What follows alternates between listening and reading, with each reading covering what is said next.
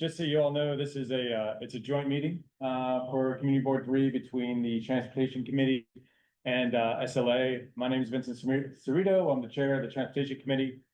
Clint Smeltzer, I'm chair of the SLA committee. And so I appreciate y'all being here. I'm going to go through actually a host of like housekeeping for this meeting because there's a lot of people here. Just want to make sure that we kind of roll through it smoothly. If everyone here, you probably already heard me say, if you want to speak, there are speaker forms outside. If you could just fill that out if you'd like to speak, please do so. But I'm going to read through a spiel here, so bear with me. So it is a hybrid meeting, community members, which we have a few of them joining us online as well. There will be a recording provided on our website after the meeting. Those attending in person who wish to speak, I already said this. Those attending online, if you'd like to speak for each item that we kind of go through, I'd ask that you just raise your hands and then we'll get to you when we get through all the folks here in the room as well. So talk to you a little bit about the role of the community board here. As part of the New York City Open Streets program, the community board serves as the primary public forum. Tonight is not an approval, denial, or permitting meeting, except for Canal Street. DOT is waiting for comments from the community board and elected officials before the permitting process on their part. So the final authority over open streets rests solely with New York City DOT. The community board's role is advisory, providing community input through public testimony. All of you, thank you for coming out, where applicable, and in the resolution that we made. The scope of tonight's discussion. So I just want to talk a little bit about the different things that DOT is doing in the streets, because it might be a little confusing to some of you. So New York City DOT administers 3 separate outdoor dining public space programs on the street. We have sidewalk cafes, which are allowed 365 days of the year. You have roadbed dining, which is those places in the parking spaces on the street. They're limited between April and November. And then DOT, and then we have open streets. So we're talking about open streets. So it's a separate program, very different from the other 2 that I just mentioned. We have, so I'll just say this too, is comments regarding sidewalk cafes or roadbed dining just won't be taken into account this evening because that's not really the agenda that we're talking about here. So operating hours and clarification. So just to talk about that, because you see that on the application as we read through. So when operating times are discussed for open streets, this refers to when the roadway is closed and then reopens. All restaurants in CB3, regardless of street opening time, have signed stipulations requiring food and drink service to end by 10 p.m.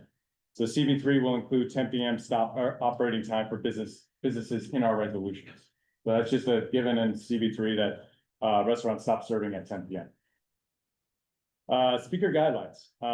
You guys really do sound like a good group here tonight, so I really appreciate it. All speakers, when you do get up, when we call upon you, if you could give your name, any affiliation that you're with, and then also your street address.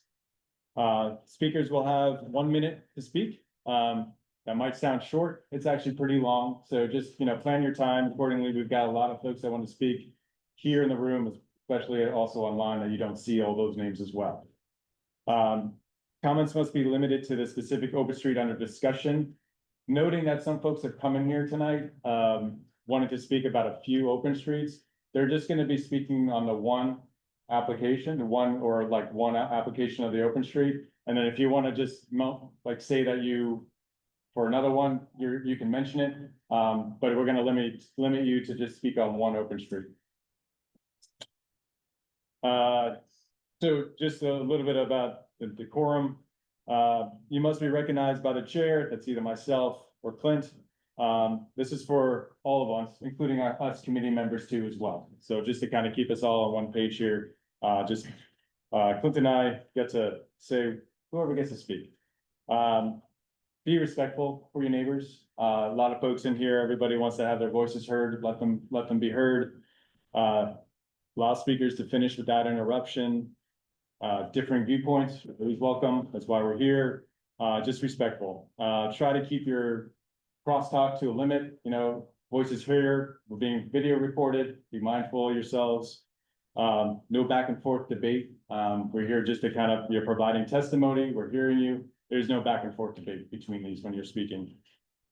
Order of the speakers. We're going to have the applicants of the open street speak first. And then we've got piles of folks here, that have done, that we're just gonna go through, and then we'll hit folks who are online as well.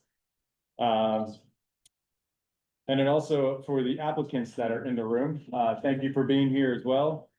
Just for yourselves, when you do come up, we'd like for you to kind of just give an overview of the Open Street, what your thoughts are, how it's gonna operate. But we also want to hear, as part of the Open Streets program, you were to provide DOT 3 letters of local support for the application. We just want you to state out loud that those 3 letters of support for the application was actually provided to DOT. And then also just, before we get started here, we're almost done.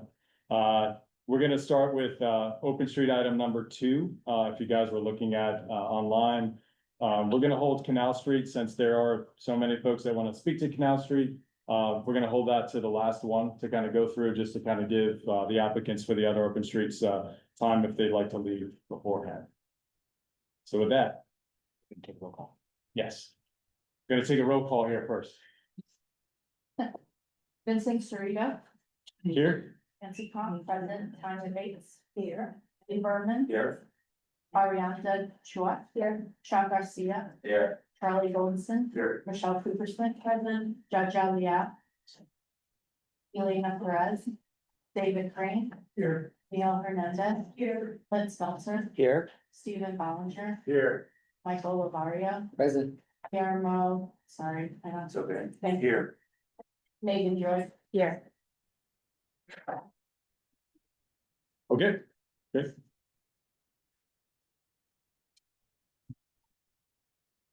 So the first one we're gonna hear tonight, is Stanton Street, from Essex Street to Norfolk Street. The operating hours are Friday from 10 AM to 11 PM, Saturday 10 AM to 9 PM, Sunday 10 AM to 7 PM, and the restaurant's hours, they would stop serving at 10 PM. We have a representative for Stanton Street in the room. Maybe, can you ask them to raise their Zoom hand if they're online? Sure, if you're joining us online and you're with Stanton Street, and you want to speak as part of the applicant, could you raise your hand?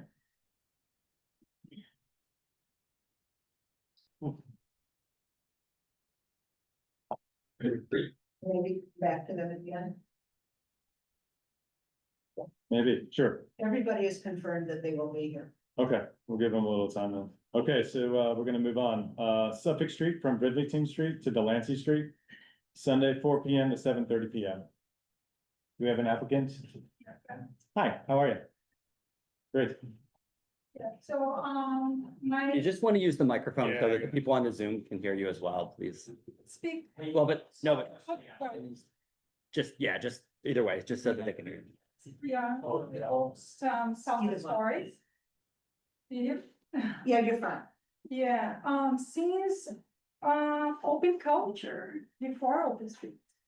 The event time when it's 4 until 7. That's a community engagement, activity with, salsa dancing and music. My target audience are senior citizens.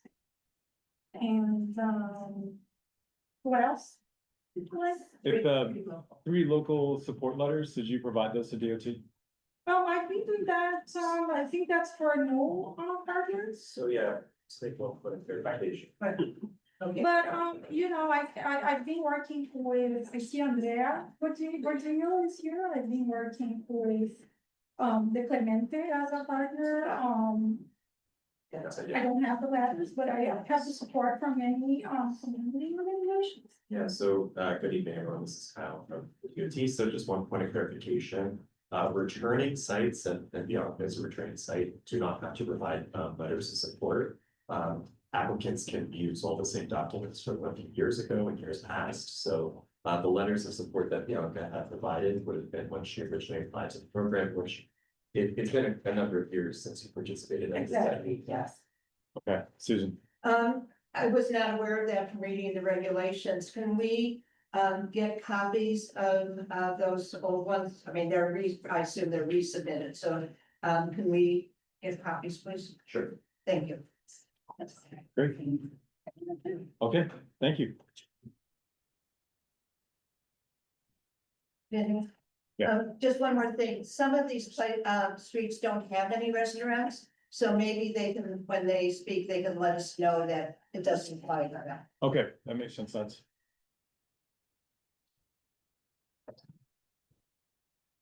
What?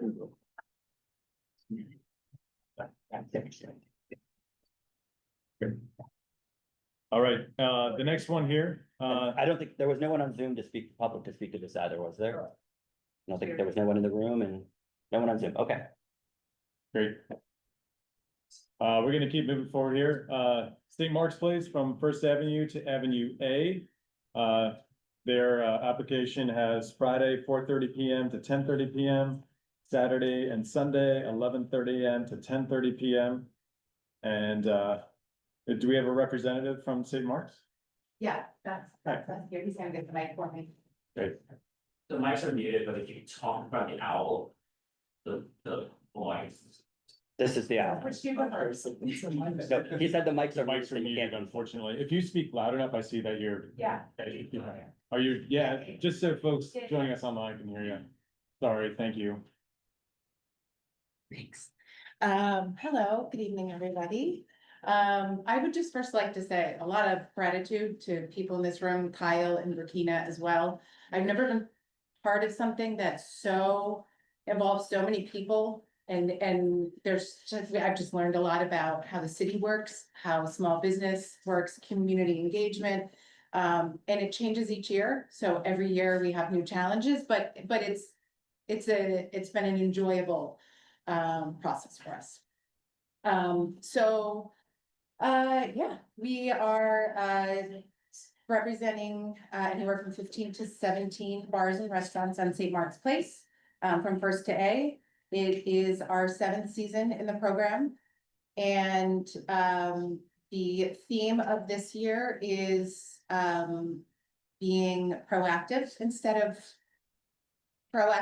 reactive, being more prepared for our season, learning a lot from what happened in May and June of last year. And there's really 3 things that we're focusing on. Number 1, the 10 o'clock closure is actually, it's a really good thing for us because it creates a line in the sand. It's super black and white, and it is more enforceable to me, to us as people that are held responsible for other business owners. So we're happy about that.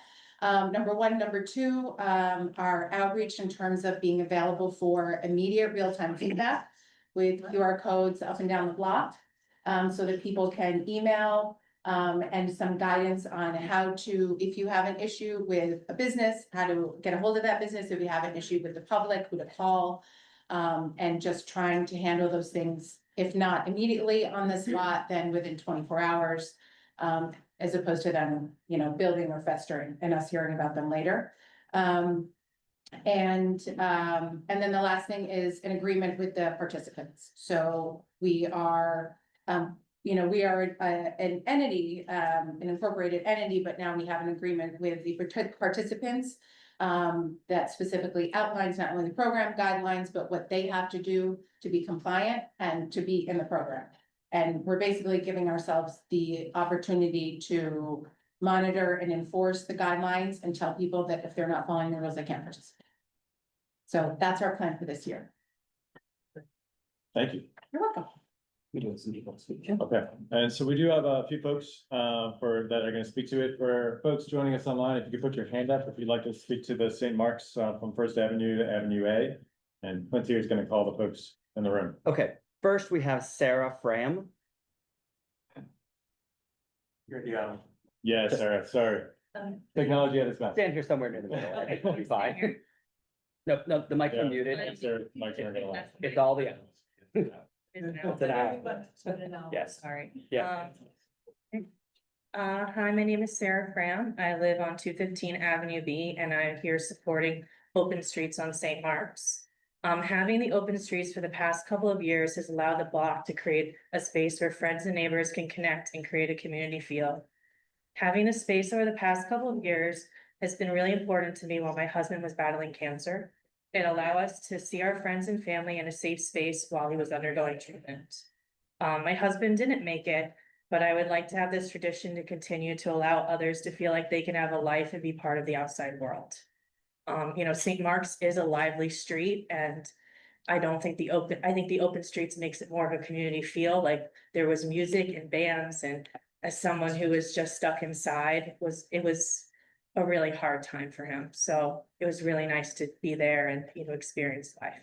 So that's my support. Thank you. Thank you. Perfect timing. Hmm.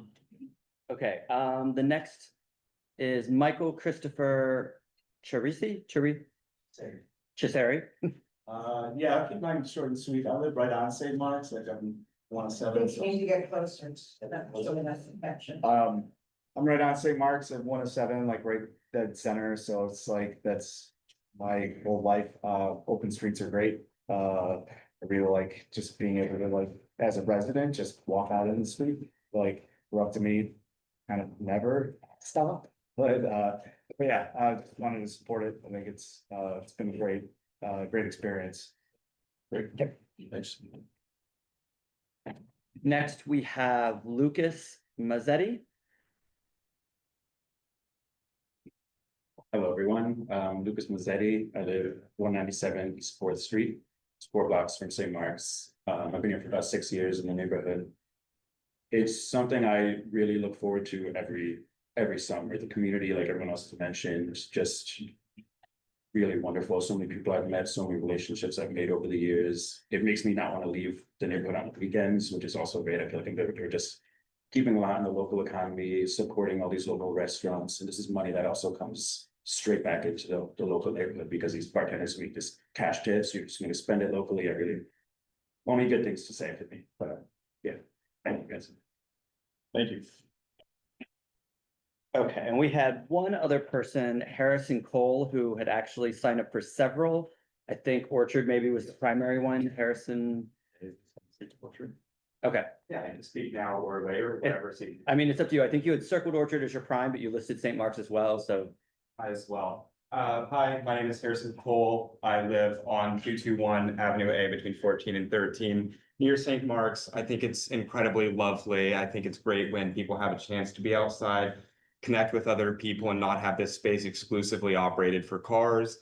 I mean, they get it for all of the winter now that the trees are blooming. I can't wait to get out there. I came to speak about Orchard between Grand and Delancey because I think that the businesses being outside there is a particularly special place for me, but I want to support all of the open streets we're talking about here today, canal coming up later, and I don't have enough good to say. The only last thing I wanted to say is I think that ending at 10 is a little premature for many people that don't get off work until later. This is the earliest I've left work in 3 months because I feel so passionate about this, and getting there and getting kicked off the streets and just seeing the cars begin to reclaim the space. It gets loud and dirty. I mean, why are we letting them back and sending people home when there's so much joy left to have at night?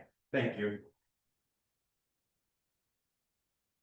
And that was it in person. There should be that, you said. Like in general, like. For St. Mark's? Not St. Mark's use in general for Oh. all populations. I don't know what's appropriate for me. Yeah, there's nothing, what's on your form?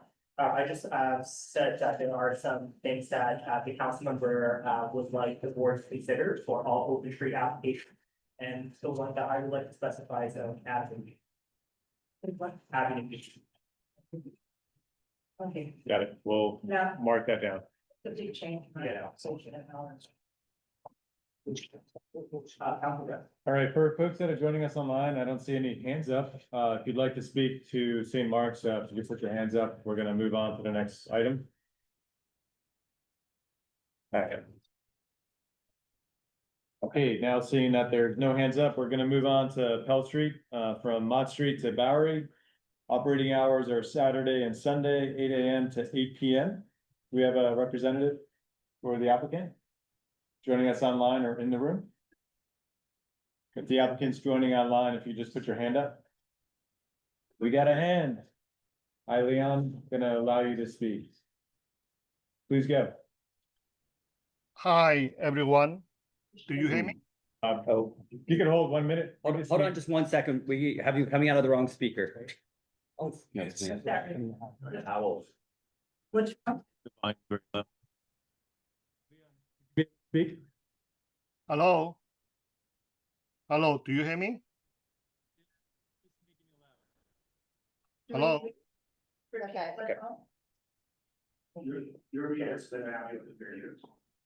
Hi, Leon, if you can go. Yes, hi, can you hear me? Do you hear me? Yes, we can. Okay, hi, yes, we have been doing open street for the past several years. And so application is from 8 AM to 8 PM on weekend, Saturday and Sunday. So far, everything's been well. We have not heard any complaint. So we just would like to continue doing open street on Pearl Street. Any questions?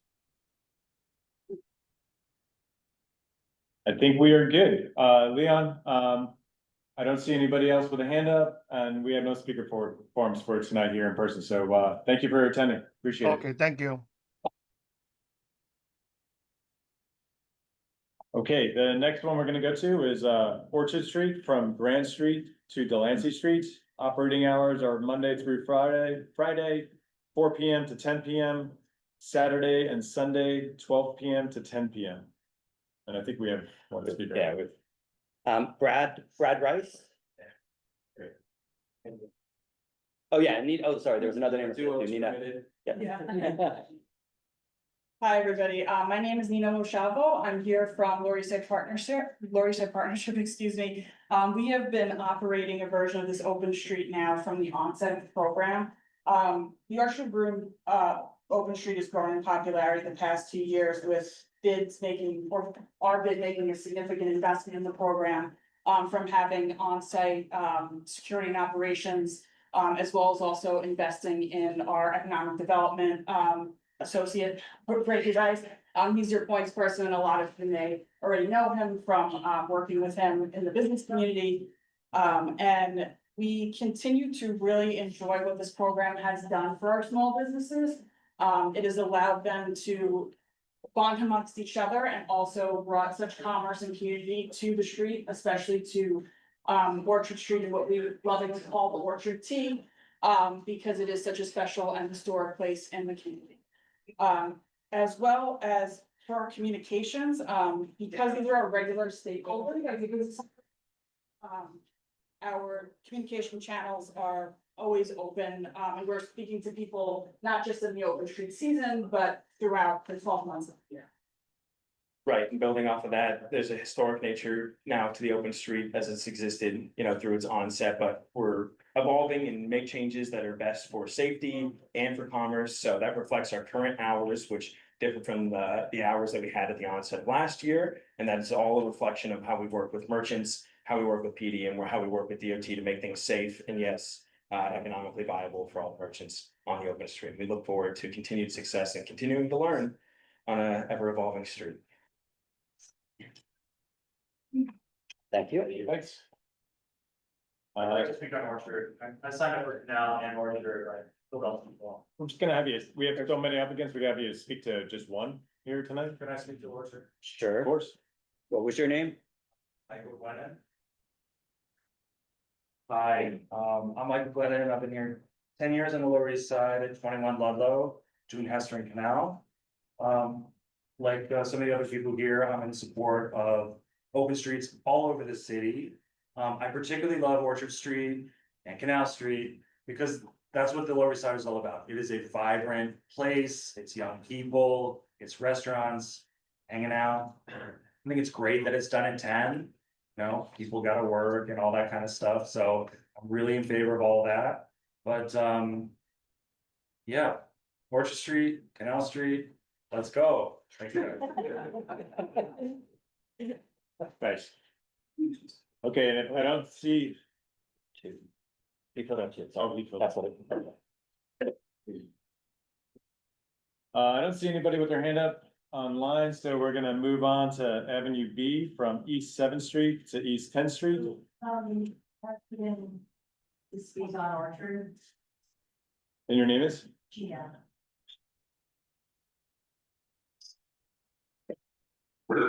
Oh, you had canal, okay, sorry.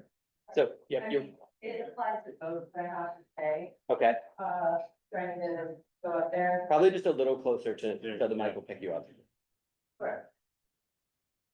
Yeah, so I live at 50 Orchard. I work at 92 Delancey, so I have a Muay Thai Jiu-Jitsu gym on Delancey, so I'm back and forth through Orchard probably like 8 times a day. For me, open streets it's kind of like lowering my quality of life. Dog. I can't access the sidewalk, I can't access the street, there's glass everywhere, there's urine, there's vomit. They don't shut down at 10. I've documented multiple times. I've complained to the DOT. They send somebody at like noon, 1 o'clock during the weekdays when a lot of these businesses are not open. It's been a very frustrating situation. Initially, I loved open streets. I love day drinking. I love being outside, hanging out with my dog, but it's just become miserable. Like, it's just too crowded. It just feels like the restaurants are just getting too greedy and they're not being neighborly.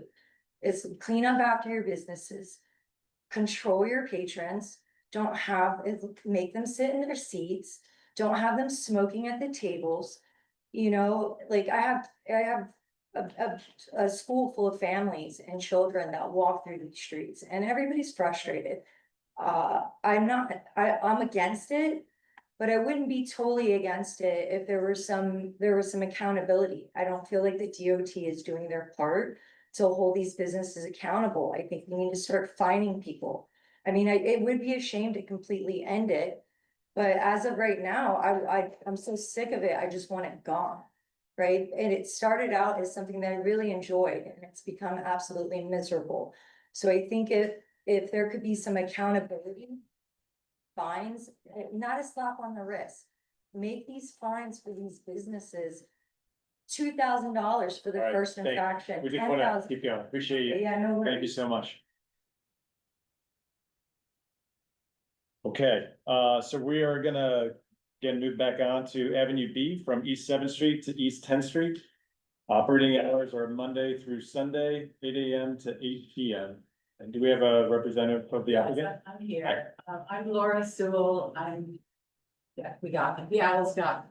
I'm Laura Sewell. And I'm the director of the East Village Community Coalition. We were asked to help some grassroots folks that wanted to steward the open street at the inception of the program in 2020. And within a month, they have formed their own group on the side of open streets. I'm speaking for them this evening.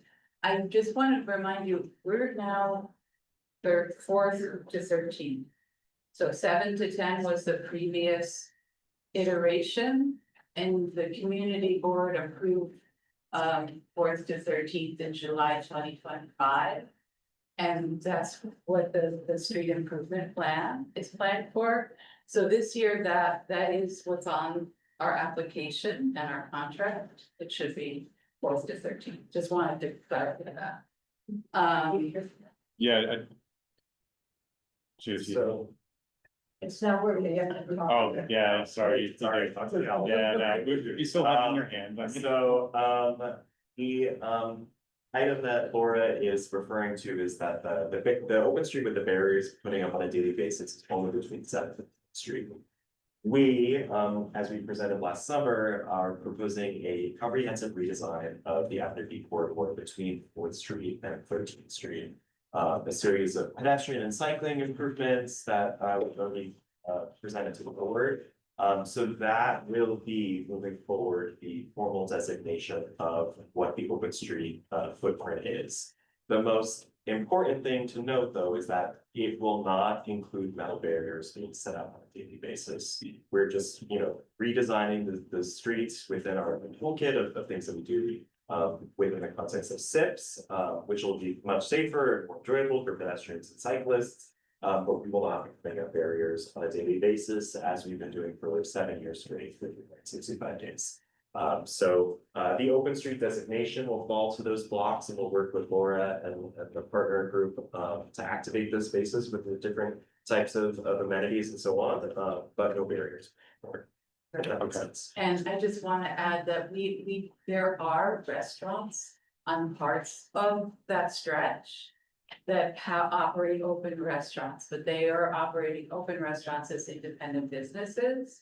We are not an open restaurant street. It's strictly a temporary open access pedestrian connected street. And natural progression of this is the street improvement programs and the permanent changes. Got it. So, sorry, I have just one question, because I know that we saw the redesign of the SIP and I think we all approved that. It's a great project. So for this application from 7th Street to 10th Street, 8 AM to 8 PM, Monday through Sunday, what is occurring in the roadbed? The same thing, sort of status quo, where the barriers are set up Okay. between 7th to 10th Street from 8 AM to 8 PM. That will continue for the next handful of weeks. We're trying to get the project scheduled as soon as possible for implementation sometime this year. And that's when we'll work with the barriers, do all of our exchanges. That helps me. So, Okay, yeah, I I just get it. wanted to make sure we were clear on like what was happening over in 2026. I understand. And then when you, Toes are crossed too. and when you talked about restaurants, you're talking about roadbed dining. Get road Or bed sidewalk dining cafes? Okay, that are associated with the individual business. understood. Got it. Awesome. Thank you, Thank Susie. you. I have a few questions.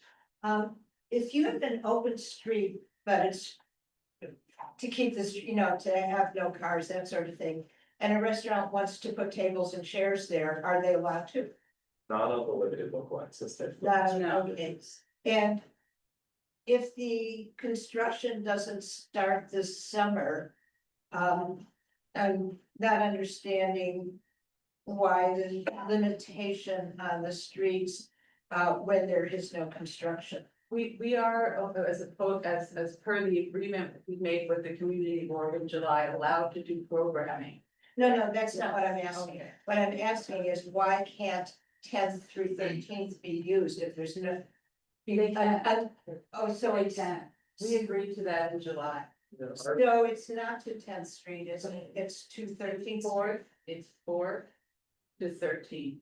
Okay, that's not what we have. No, that's not what the It's application. not what the application is. That's why I'm very confused. And we have in the letter. What? What we have. in the letter. That's why I'm just flagging it. Let's see what's on here. I mean, because all we have is what we posted on the letters. Yeah. Well, I think let me. Sure, yeah. When does open street start? Like, how long will it be closed? Like, the open street starts and end?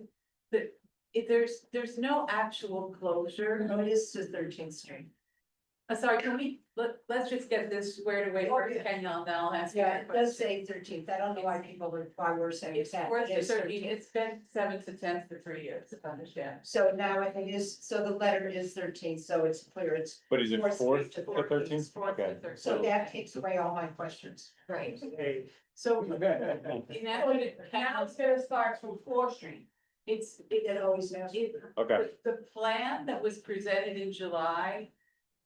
There's no barriers anymore, once it starts at 4th Street, there won't be any barriers except for the ones that you already know from 7th to 10th that we all can't wait to get rid of. Yes. Okay, so what will happen from 4th to 13th are some improvements of the sand and paint and bollards that make the crossings a little shorter around the schools, Okay. around the parks.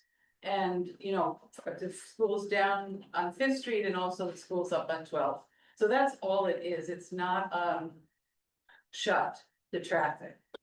Okay, It's not shut to traffic. There is a change in the traffic flow. Southbound lane from 10th to 7th is a bike lane. Northbound is traffic. So this is the new traffic pattern, there's no more. I'm gonna just, 'cause Okay, we voted on that last in July for like the Right, SIP and project, which is great, and so I just wanna keep moving, because I think, yeah, no. I'm happy to, I have a huge plan in my office that's really easy to look at. I'm happy to show it to anyone Yeah. who'd like to come and see what's happening. So I'm just gonna clarify for the record here, so Avenue B, the open streets from East 4th Street to East 13th Street, Monday through Sunday, 8 AM to 8 PM. There's gonna be a SIP project that's gonna come, what we already approved here in July. it'll be a real fun learning curve Great. for all. We're all very excited. It's Yeah, going yeah, good places. yeah, Thank you. that's great. I don't believe we have anyone in to speak on that. I do have a hand raised, so we're gonna allow them to speak. Cecil? Hello, my name is Cecil Scheib. I live on Avenue B between 9th and 10th. I've been volunteering and then co-leading some of the volunteer activities on the Avenue B open street, just speaking in support. I sort of look at it as pre-SIP and post-SIP, of course, counting on DOT to have that SIP happen. It's a great plan, and I think they will. But until it happens, we still have an open street. So still want the application to go through. So we have the open street we have until we get that SIP. Thank you. Great, thank you. And being that we have no one else, Cindy, real quick. Wait, we do. oh, yeah, sorry. I just wanna say, for those who are like, what is a safety improvement plan? We're not gonna go into it tonight. Look it up though. It is kind of like the evolution of what we want open street to look like, right? That there's actual structural changes to the corridor that the Avenue B has demonstrated so much success in the past 6 to 7 years that now we finally have this SIP program. I think it's a little too late. With the SIP enhancement that's happening on this corridor. So look it up, do some research on DOT SIPs programs and the different kind of treatments that they can do. Because it's something I think all operators want to eventually get to. And you had, Thanks, Sean. you had another person that signed up to speak, but that's, Yes, I might. We got Mike Oh. work. Yeah, yeah. Your name was? speak. Yes, Gene Min Chop with Councilmember Harvey Epstein. Okay, Hello, everyone. My name is Gene Min. I'm with Councilmember Harvey Epstein. I'm not just speaking for Avenue B, but just for open streets in general. So this is, the council member wanted to be here today, but I'm just representing him. He's asking the board to consider the following stipulations when considering for open street applications. Number one being no single-use plastic or no single use for businesses. We see a lot of garbage being just plastic from open streets, so the council member is just concerned about that. So he hopes that that is being considered when approving open street applications, and a hard stop at 10 p.m. Thank you for emphasizing that today. And a point of contact from the neighborhood to raise a concern about any of the businesses violating open street rules. So not just for DOT, but an additional contact where residents will be able to call or be able to make a complaint about certain businesses not adhering to open street regulations, and putting signs up in the neighborhood of clear rules of open streets, and terminating bad restaurants and bars, bad players who are not adhering to the rules, in a clear process to do so. And that's all today. Thank you. thank you. Okay, we're gonna move on to Broome Street from Ludlow Street to Allen Street. Operating hours are Monday through Friday, 4 p.m. to 10 p.m., Saturday and Sunday, 12 p.m. to 10 p.m. And I believe this is Lower East Side. Yeah, it's us. Yeah, how you doing? Again. Sorry, just to stand here formally, this is the cross street of Orchard. This is the Orchard T. This is just the space going from Allen over to Ludlow that's creating that T that you see at the corner where Dudley's Sunday to Sunday are. Same sort of communications plan, same closure plan, both employees during our closures, closing at 10, being mindful of community members. That's really. Yeah, two separate opening streets that intersect each other, so we operate them together. Thank you. Great, thank you. If they get to speak twice, do I get to speak twice? They're the applicants. They're the operating applicant. partner. They're operating partner, so thank you though. All right, being that no one is online with their hand up, we're gonna move along here. East Fourth Street from Bowery to Second Avenue, operating hours are Thursday, 4 p.m. to 9 p.m. She's online. She's online, great. Hi, Ryan, you may go. Hi. Yes, I'm just here to speak on the East Fourth Street Open Street. We have been operating that at FAB since 2021. On Thursday evenings, we shut down and we provide music and set out cafe tables and chairs and sometimes other activities. And we don't have any restaurants on the street participating, and we've been, I think, working really well with the neighborhood for quite a while and providing opportunities for local artists to be paid and to perform on the street. Any questions? I don't see any. Thanks so much, I appreciate you being here tonight. All right, East 9th Street from Avenue B. I'll take that. Oh, sorry, that one is, where did this? Yeah. All right, Forsyth Street from Division Street to East Broadway, Saturday, 9 AM to 8 PM, Sunday, 9 AM to 7 PM. Looks like online. Online.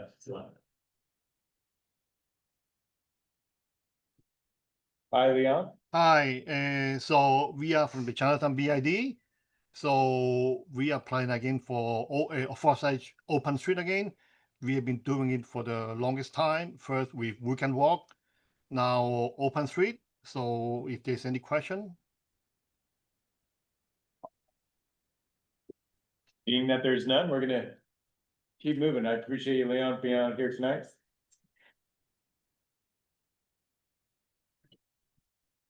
Next is Hester Street from Ludlow Street to Orchard Street. You have a rep for that? The operating hours are for, it's for PS 42, the arrival hours of 8 AM to 8:40 AM, dismissal 2:20 PM to 3 PM, and then again, recess outdoor learning 10:30 AM to 2 PM. Do we have an applicant for the Hester Street?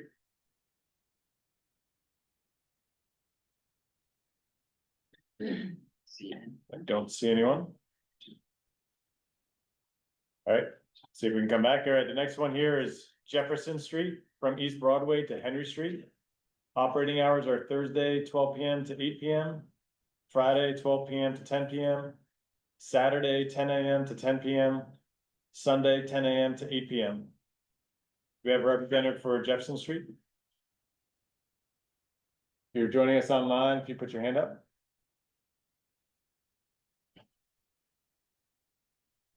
Okay. Yeah.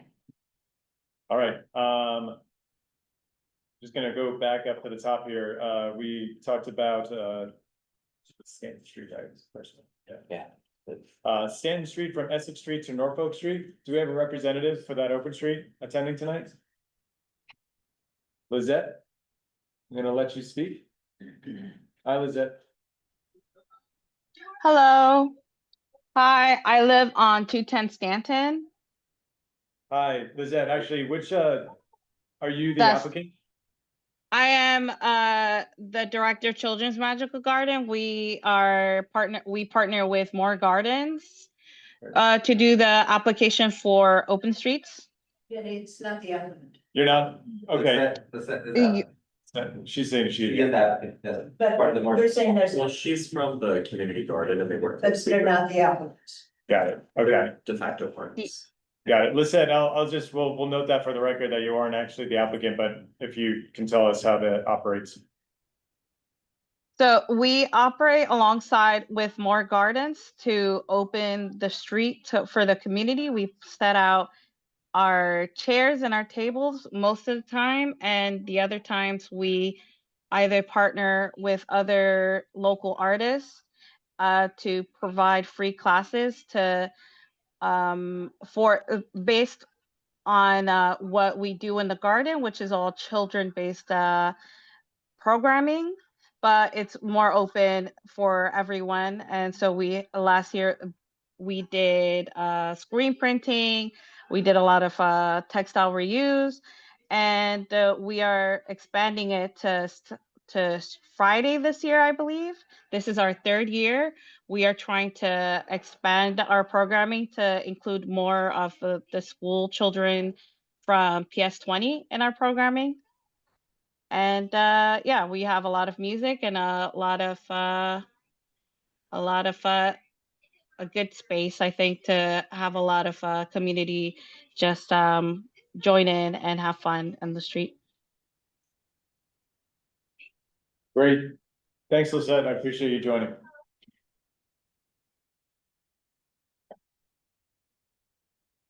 Okay, Yeah. no, so I'm just gonna call again for the Hester Street applicant. They're in the room. Oh, someone else has their hand up on it. Ooh. Stefan. Hi, Stefan. Are you the applicant for Hester Street? Hello, hi.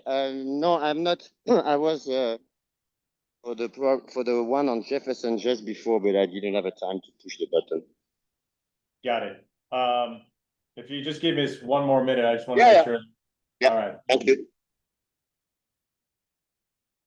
All right, just again, call out for Hester Street, the applicant. We have a speaker in the room now, so we will call upon that individual.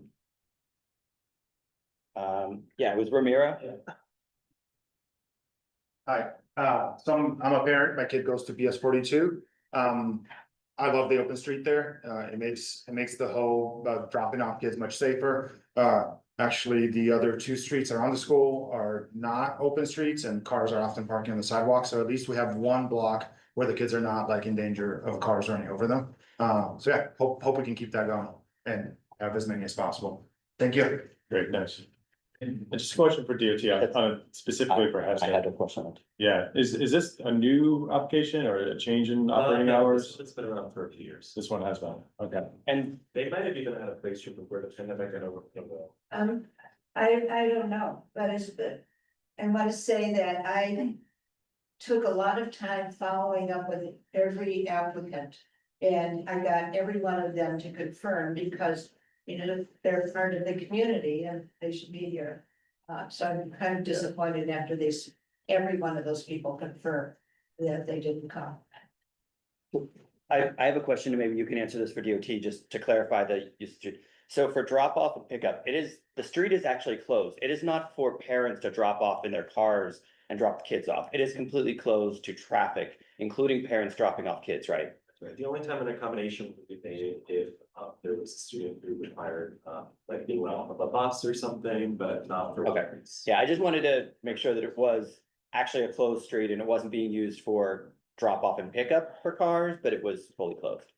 Okay, thank you. Thank you. Okay, so the applicant for Hester did not show up, but Jefferson Street, you're an applicant? Oh. No, There's two people. he's the one on this. Oh, no. Sorry. I thought it was Stefan. Stefan, are you the applicant for Jefferson Street? I'm on the Jefferson Street. I'm an applicant since years. We start this actually project like before COVID. So the one you're talking about, did somebody else apply? No, thank you. We're talking about Jefferson Street from East Broadway to Henry Street, operating hours of Thursday, 12 p.m. to 8 p.m. Yeah, because it's my book and I have the application already. So No, it is. So you are the applicant, correct? Yeah. That's what we were just clarifying. There was no other. Sorry. We were just clarifying that it was you. No, sorry, because that's fine. With Zoom, I don't really understand it. Sorry, sometimes. Yeah, so just like yeah, it's a great program. We are working a lot with the community. We do a lot of swap for people to share clothes and things like that during the season. We have a dog rescue weekend. We put some kids' music. We have a lot of games, and we're going to start also to put some mahjong, because we have a lot of also old Chinese here, and they want to teach the young one. So we're going to start to have some mahjong festival here. Great, thanks, Stefan. And I just want to say this program is fantastic. We start with the cultural one, like before COVID, to create a public space, because we are in all this public space community things here, and we love it. We just I think it gives a lot of life and a lot of safety to the city. Great, thank you, Stefan. Appreciate you attending tonight. Thank you very much. Okay, we are going to move on to Canal Street from Essex Street to Orchard Street. Operating hours are Wednesday through Friday, 3 p.m. to 10:30 p.m. Saturday and Sunday, 11 a.m. to 10:30 p.m. Restaurant hours would be stop serving at 10 p.m. And I'm going to ask Susan, who's our district manager, to kind of speak to about the application, because it is a little bit different than all the other applications that we have received from the community board from DOT. Okay, thank you. And it's actually on the letter that's posted. So What's a little different, and DOT will jump in if I'm getting any of this wrong, because we've talked about it a lot. What's different about this one is all the others have been provisionally approved. This one, as they say in their letter, they are waiting to consider feedback from the community board, elected officials, and other local stakeholders to determine the days and times. So the applicant, I guess, first applied for 7 days. DOT said that they wouldn't approve that, so now they've applied for 5 days. And DOT is saying operationally, there's no reason that 5 days can't be done. Is that all correct? So that's why this one is different than all the others that have been provisionally approved. Great, thanks, Susan. Okay, for folks joining us online, put your hand up if you want to speak, and then we've got. We're gonna let the applicant. Oh, yeah, sorry, applicant. Thank Hi, you. all right. Good, how are you? I'm Niles, I'm the director of the Canal Street Merchants. We have managed the open streets for the past, this will be our 7th season. We are requesting CB3 to support this application. We are keeping all of our operations the same, but would like to add a 5th day to our schedule. We're also asking to expand our weekend daytime hours from starting at 3 p.m. to starting a little earlier at 11 a.m. We had a really incredible season last year in 2025 with no complaints made directly to us or from the DOT or the community board. We saw a 73% reduction in 311 calls to that stretch of Canal Street between Essex and Allen over the 2024 season. I think everyone here is aware that in 2024 and 2023, our program became very popular and there were a lot of issues brought up by community members as well as our organization and businesses that we were addressing. So a year ago when we were here, we had set out a series of structural changes and organizational changes that we were going to make, and we reduced from 7 days to 4 days. I think the lack of complaints that we saw last year, the work that our street ambassador team has done to ensure that everyone who's visiting is following the rules of the open streets, that we're moving barricades for security and emergency vehicles, making sure there aren't things like barbecues or amplified music, which there were none last year. I think we really turned this program around and showed that with the support of the community and all of the restaurant partners, that we can really make a successful program that is valued by the community and a positive thing for the community. As Susan was saying, we had hoped to go to 7 days after showing that we could really run this program properly and with the support that it needed. But through dialogue from November until now with all of these stakeholders, DOT, Susan and the community board, neighbors and residents, we decided that 5 days was more tenable, and we want to continue to build the trust with the community and show that we can really run a very, great program that is very popular, but also we need to, make sure we have these guardrails in place to have the success that we did last year. Thank you. Thank you. All right. Any other question? Sure. The letter says that it has been provisionally approved. Yes, that's true, and I actually pointed that out to the borough commissioner because it conflicts. The beginning of the letter conflicts with the bottom of the letter. So I believe they just didn't change the top and they did the bottom, but I've had many emails, and Kate's been on all of them, many emails in writing to about this, and it has not been provisionally approved. Kate, do you want to speak to that? Yeah, to just confirm, we're waiting for the community board's feedback before moving forward with the final hours for the application. I'll just add, the whole reason why we're here tonight is because every open street is in this 45-day notification period. So whereas every single application tonight is provisionally approved, we do take into consideration what the community board and local community has to say before it is 100% approved per se. Okay, so to continue that, This particular one is very specifically different. The Borough Commissioner has emailed me a number of times about that. They've just been on every one of You them. were 100% correct, Susan. We did call out specifically that we're being incredibly deferential to the board and the local community about the hours that we will typically approve.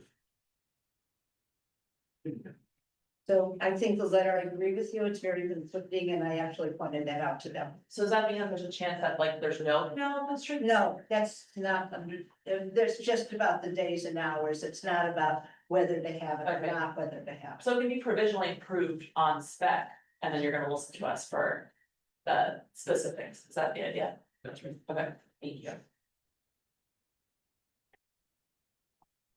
Okay.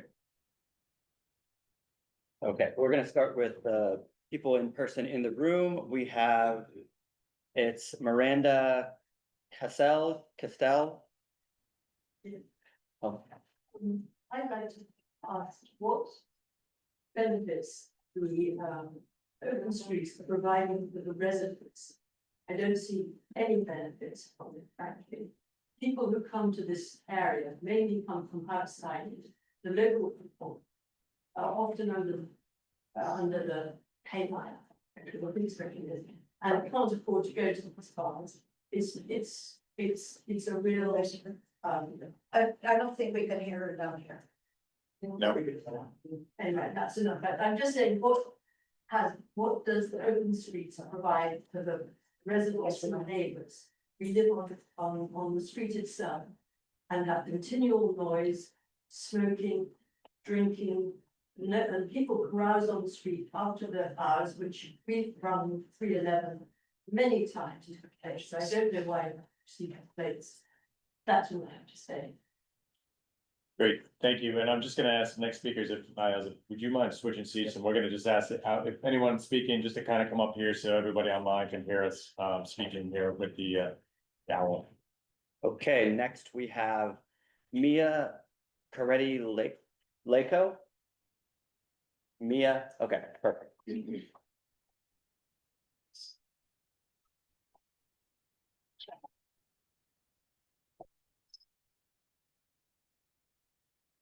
Just my name or just? Sorry. Okay, cool.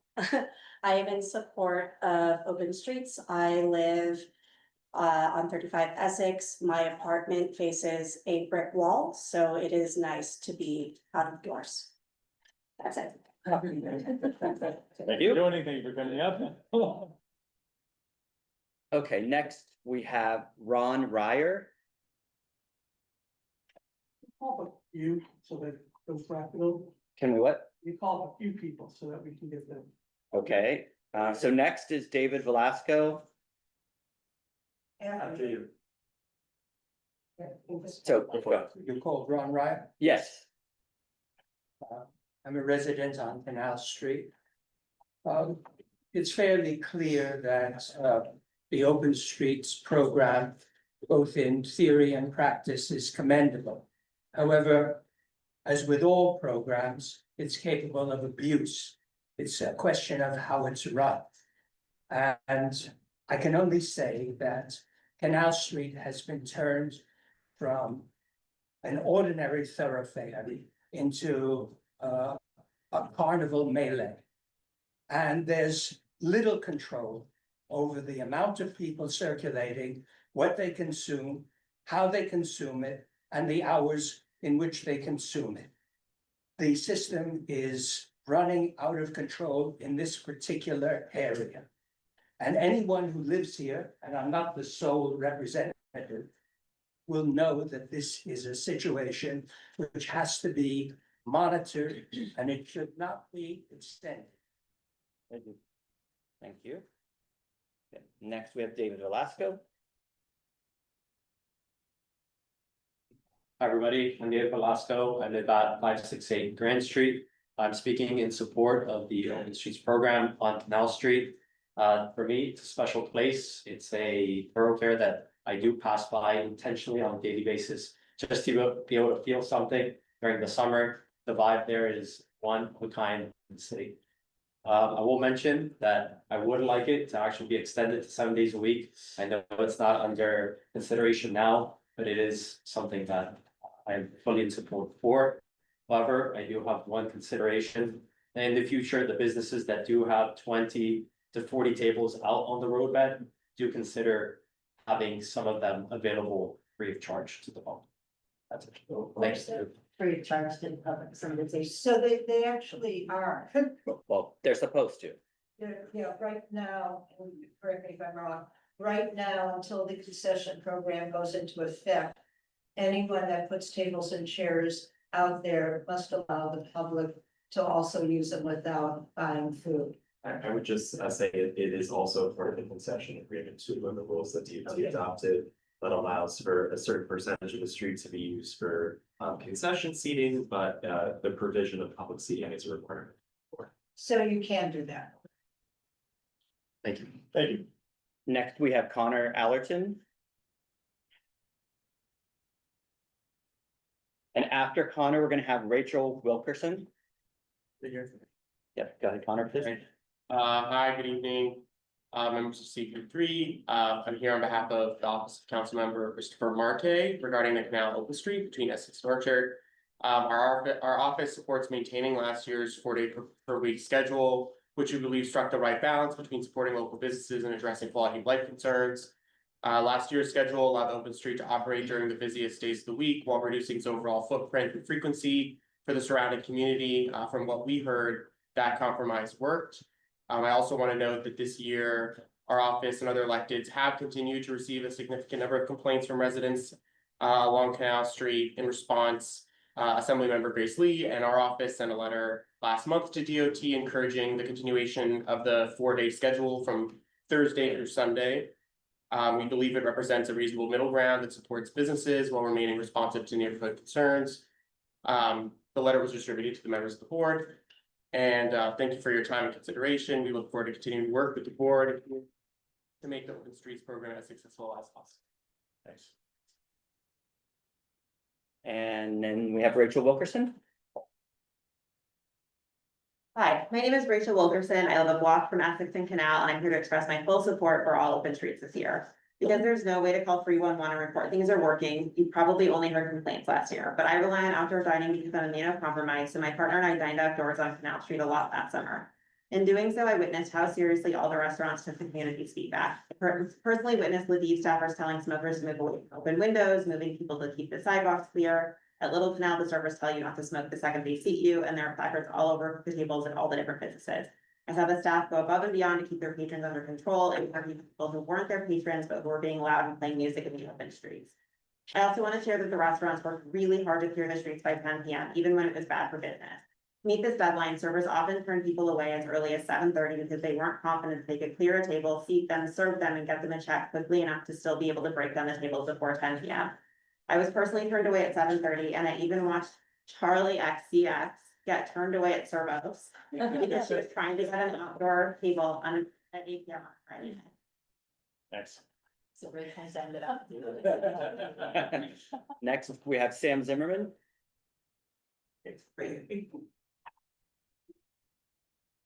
Hi, I'm Sam Zimmerman. I live at 208 East Broadway. I've been in Super Park Co-op for more than 11 years now, been in the neighborhood for almost 15.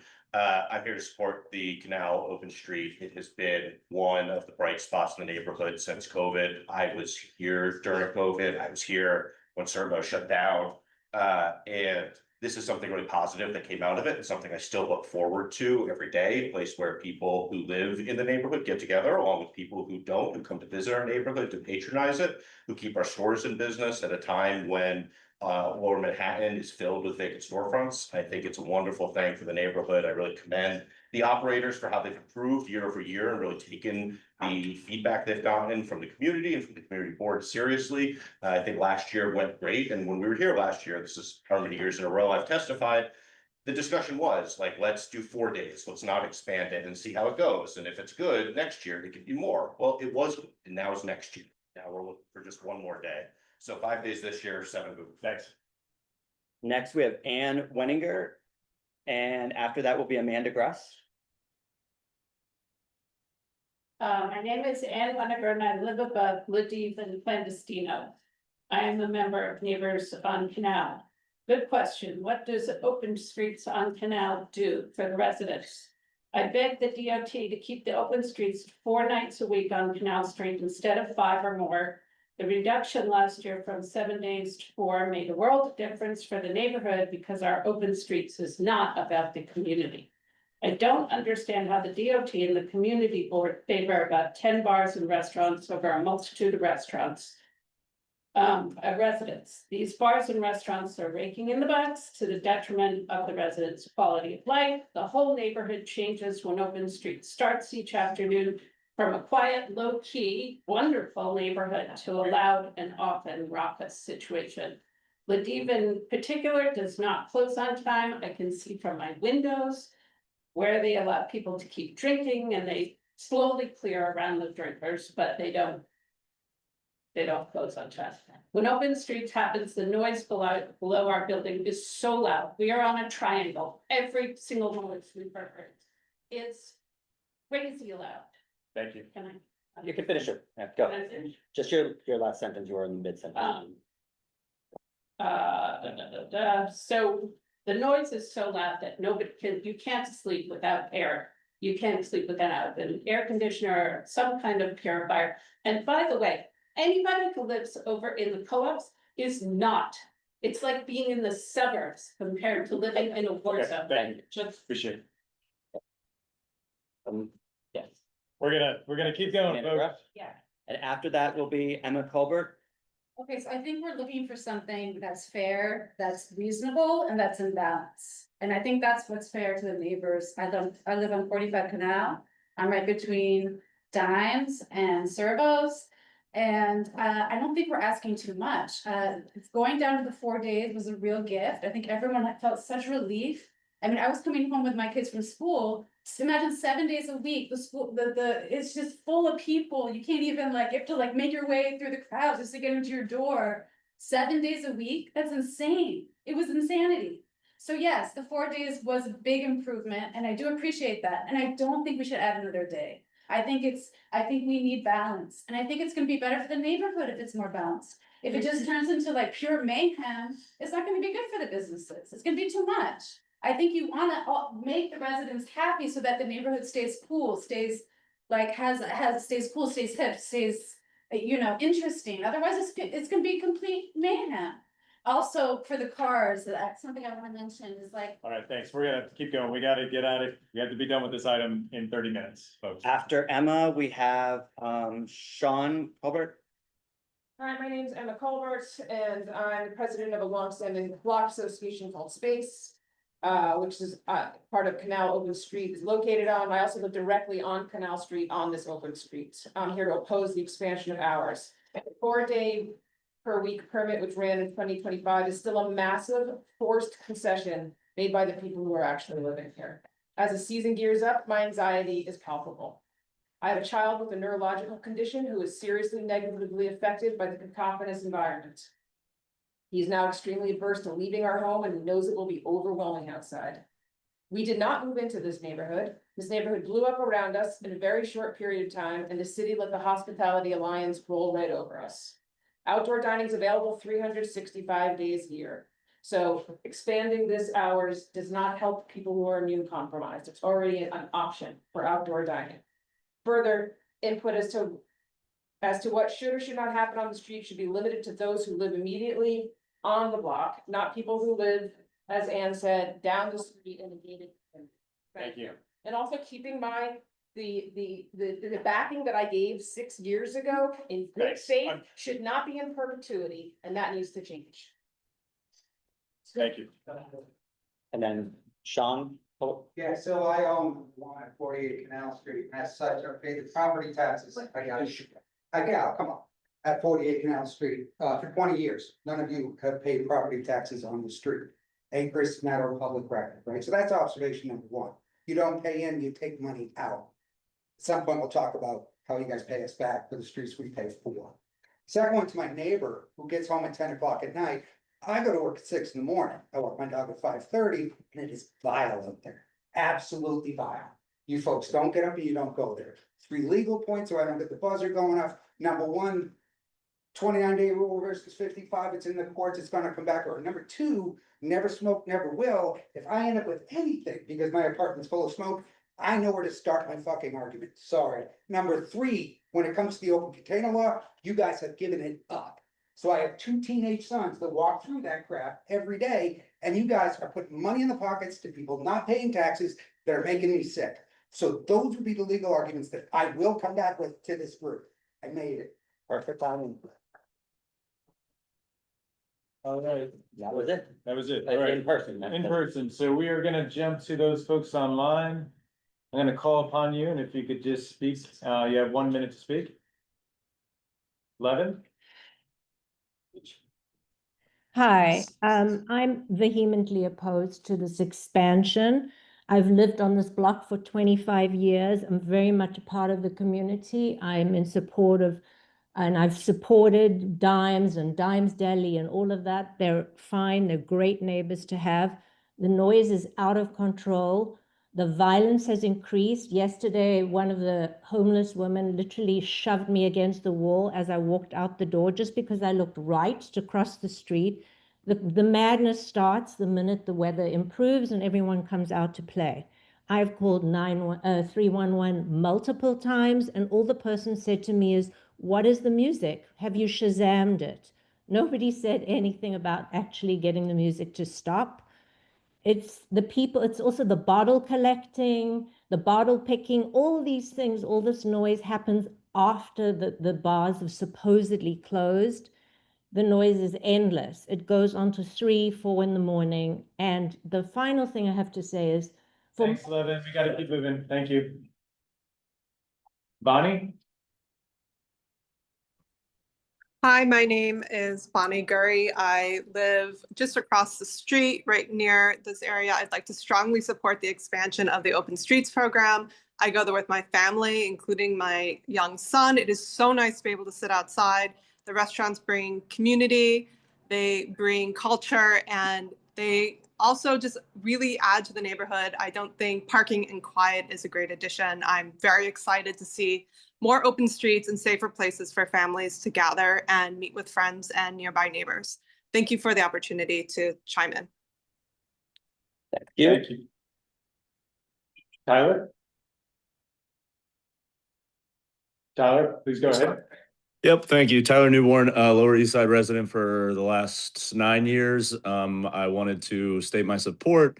Anyone who has seen this neighborhood before and after knows it is a dramatic change, but I believe that most of that change comes about, creates a better place for community and allows people to use the space as it's meant to be used. Streets are for the people, and I think we should keep that going. So thank you. Thank you. Joseph?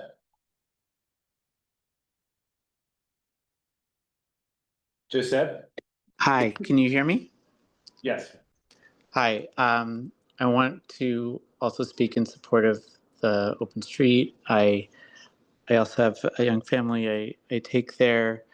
I also am someone who goes to Seward Park all the time, and I just wanted to say there's an amazing connection between Seward Park as an open space and the Canal Open Street when it's open. The two have a great interplay with each other, and it's an amazing, I think, world-class public space. Thank you.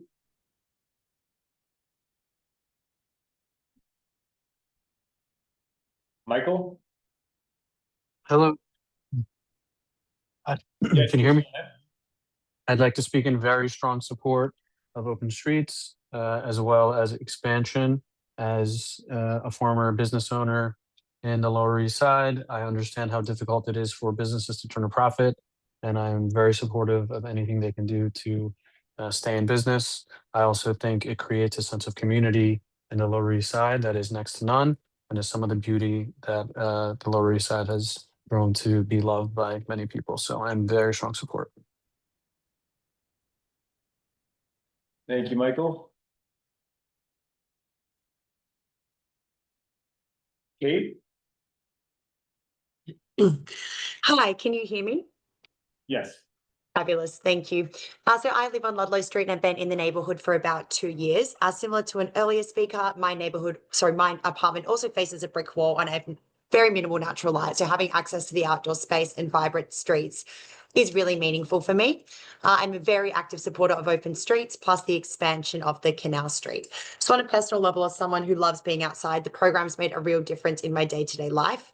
It's created a space to meet friends, to walk, and to support local businesses in a way that just doesn't happen when the street is full of traffic. The energy it's created is what caused me to move to the Lower East Side, and it's generally infectious. So adding an extra day can have such a meaningful impact, more consistency for business, residents, and a stronger sense of the community. So I strongly encourage the board to support the expansion to 5 days a week. Thank you for giving me the opportunity to speak. Thank you. Track? Hi, my name is Trak Vu and I live at 9 Division Street and I'm a teacher at PS 110, which is on the other end of East Broadway. And my elderly mother-in-law lives in Stewart Park Co-op and my daughter goes to school at PS 181, 184. So between all those places, I pass by Canal, those blocks of Canal like twice, up to like a dozen times a day. And on weekends, anytime from morning to late at night. And when it has open street, we love it. We don't actually have a chance to sit down very often, but we love walking through it. We love the liveliness. We love seeing friends, neighbors as we pass by. And we see our daughter sees her friends and we hang out a little bit. So I love how it creates community and neighborhoods. And The Dive, one of the restaurants, sponsors Halloween with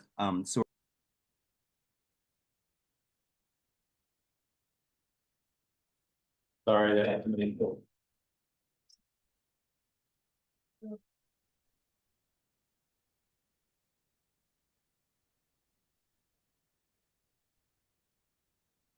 Greg, sorry, please go ahead. Hi, I'm sorry, I was talking. Did you get any of it? Yes. We got the most of it. The very end. Up to Oh, Halloween, I'm fine. Yeah, it was just up to Halloween at the D was what you ended on. I'm sorry, say again? You ended it when you were just saying Halloween at Ladiv. That was the last thing I heard. They sponsor Halloween and they're really great. With Seward Park, they give out pumpkins to every person in the neighborhood who wants one. We carve them and they stage it in the park and have a photo booth. Like for a couple of years now, we see old friends that we haven't seen in a million years on that night. And I don't know, they're just really great and we really love it. So we want to support them. Okay, thank you very much. Thank you. Okay, so that is all that have their hand up online, but we have 2 more folks in-house that are gonna speak. Okay, so we have Ashley Pimlet. Hi. You guys coming from here? No, Up to the minutes. What do I do?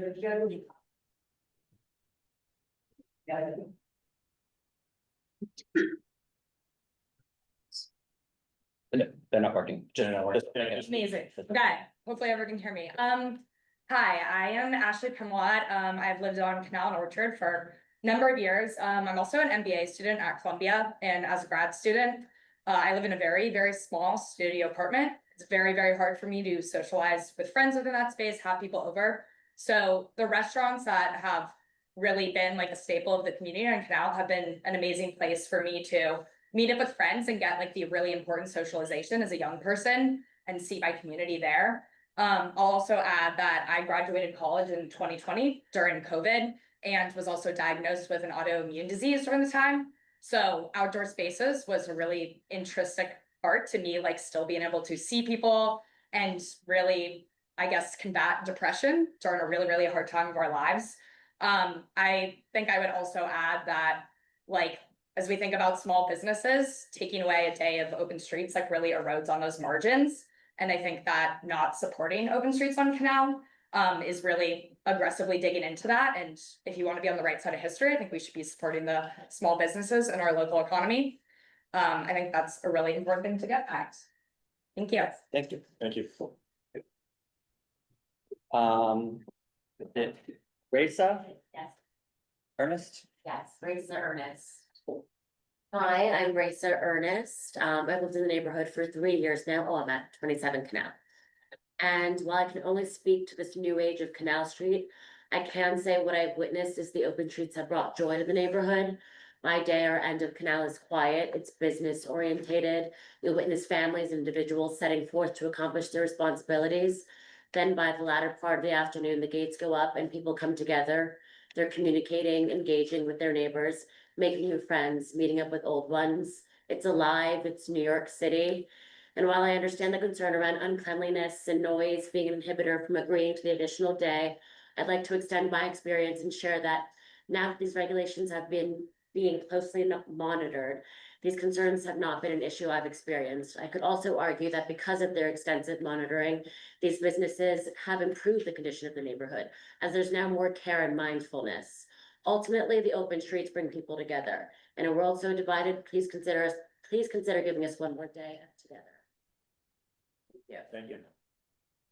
And Nicole Parcher?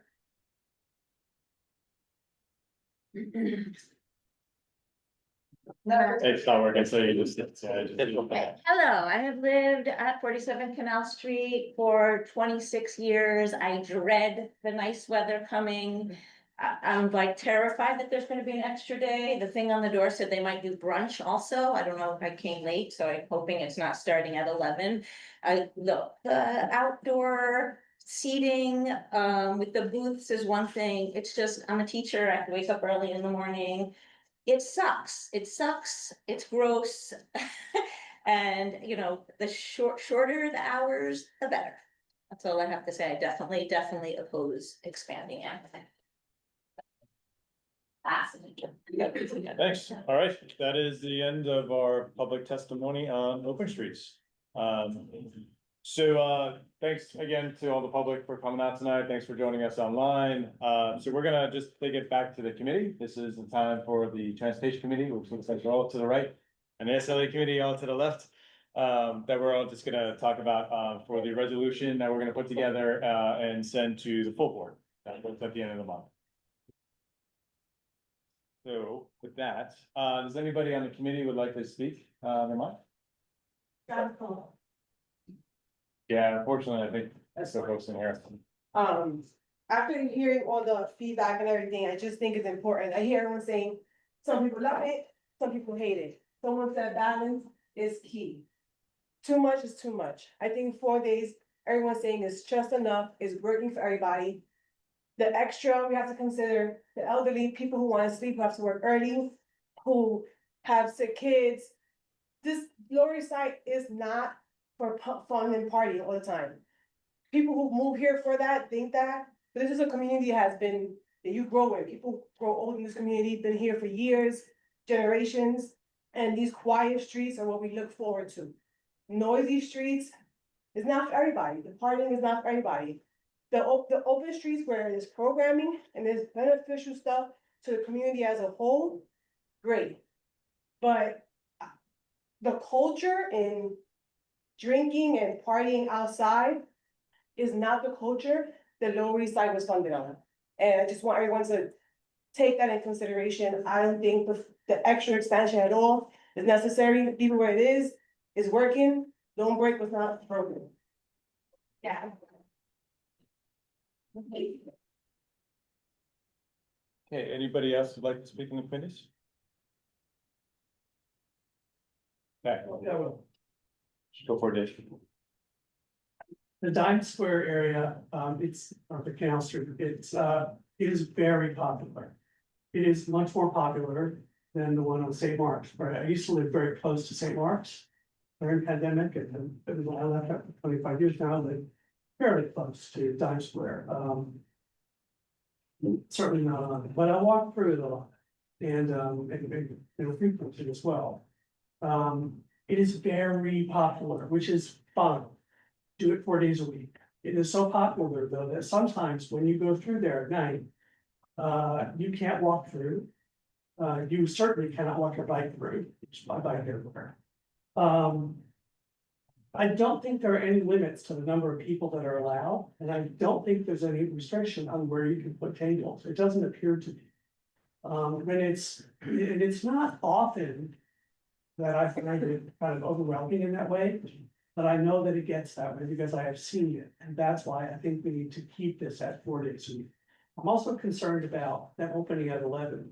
I don't know if you'll have the kind of brunch situation that we had up in the East Village, but that was terrible.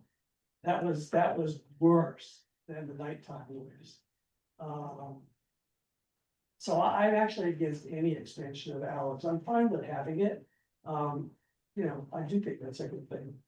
But I don't think that we should expand hours for the days on this one. It's just way too popular. And there is no restriction to how many people can be part of the zone. But if there is, I'd like to know. So just because it gets so popular, let's give it 3 nights off. And don't start at 11 in the morning. Can I ask a question? What are the days of the week that been closest? Like Orchard Street Tea is 7 days, Nina? Yes, but we're 4 to 10. 4 to 10, okay. We pulled back our 12 time frame. We were at one point 12 to 10. There was a desire for some of those cafes or places that serve coffee to open at 12 and be able to use the street. But there was a really large desire for deliveries, restaurants to get deliveries, and we were very frequently just risking pedestrian safety by opening and closing those barricades. So that's how we ended back at 4 p.m. Yeah, that's my concern is if they're open, I don't mind the 5 days a week. I think they've done a good job improving the way that their method of operation in the last season. I'm concerned a little bit about the earlier hours because if you're opening at 11 o'clock, that means deliveries are coming between 6 and 11 or 6 and 10, which could be more noise to pull off.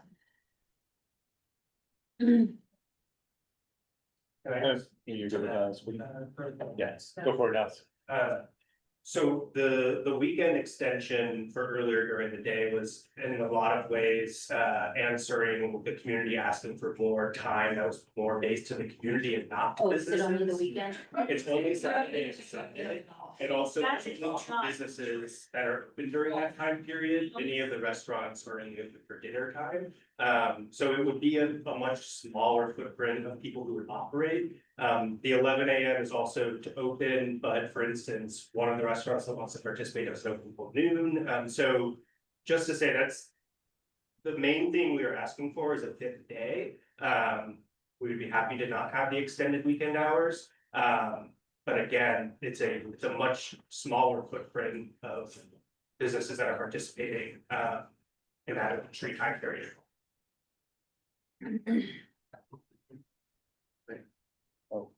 Yeah. Yeah, I had a question about cleaning up the streets. Obviously, there's a lot of complaints about that. That certainly has a direct impact on quality of life. I see for LES partnership, like people who are wearing the uniform, you see them cleaning up, like what is being done similarly in Canal, like how is that budgeted for? Sure, that was a big concern that was brought up in 2024. So at the end of the 2024 season, when we started with having a team of street ambassadors, they similarly to the Orchard Tea wear t-shirts that have information. They have lanyards with a QR code with information and the rules. They all have dustbins and brooms. They sweep from the moment they arrive to the moment they leave. So we've done a lot of work to address that. Not only are the restaurants very keen on keeping their areas clean, but our street ambassador team is working on the whole open streets area. In addition to that, the LASP manages the division triangle, and that is maintained. The Chinatown bid is on the south side of Canal Street and is always sweeping that side and oftentimes sweeps the other side. They're operating a lot during the daytime hours when the open streets isn't there. So I just want to say that there are 3 groups that are actively sweeping and maintaining that, in addition to the 6 businesses that participate who are also cleaning up their space. And last year, I think if you go down there, you would see that we would work very hard to keep that area clean. Do we as the residents get to respond to that or? Well, They're answering questions about the program that the committee has asked. We can tell you what's actually happening. Glass everywhere. All right, I appreciate you all coming here tonight, but it is just part of the committee now speaking and we're asking questions. Excuse me. This is it's a No, committee conversation. He's asked, the committee member asked him a question. I'm sorry that we can't have the back and forth constantly. And he is the applicant, so he was answering a question about the program. We've already heard that, so we have to move on. Michelle? Yeah, I just want to say that, I love the canal on the street, and I think this is like a very mitigated expansion. It's only 13 more hours a week. I don't have a second home in the country or something. My only place I've lived is an apartment here on the Lower East Side, and so I think it's, you know, really nice to have an alternative place to hang out with families, you know, friends. I have an elderly grandmother, like, it's nice to be able to sit down somewhere and not have to worry about it. I mean, I just think about pre-pandemic when you like could find like 5 seats that were outdoors, and now it's so nice to have a lot of options. And I think that everyone would agree that there's been a big improvement between the past and last year. You know, obviously, there has been the implementation of the street team similar at the Orchard T. So it was severely restricted last year. Things are better, like, let's reward that with incremental progress. Excuse me, please, sure.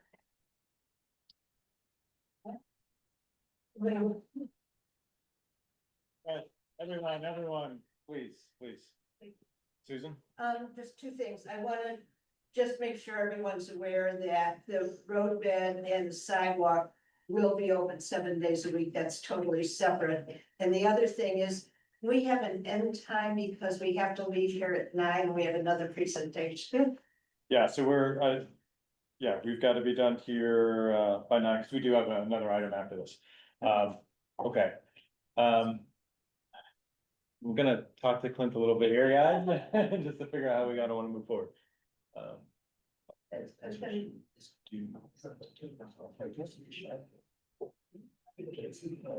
something like stop.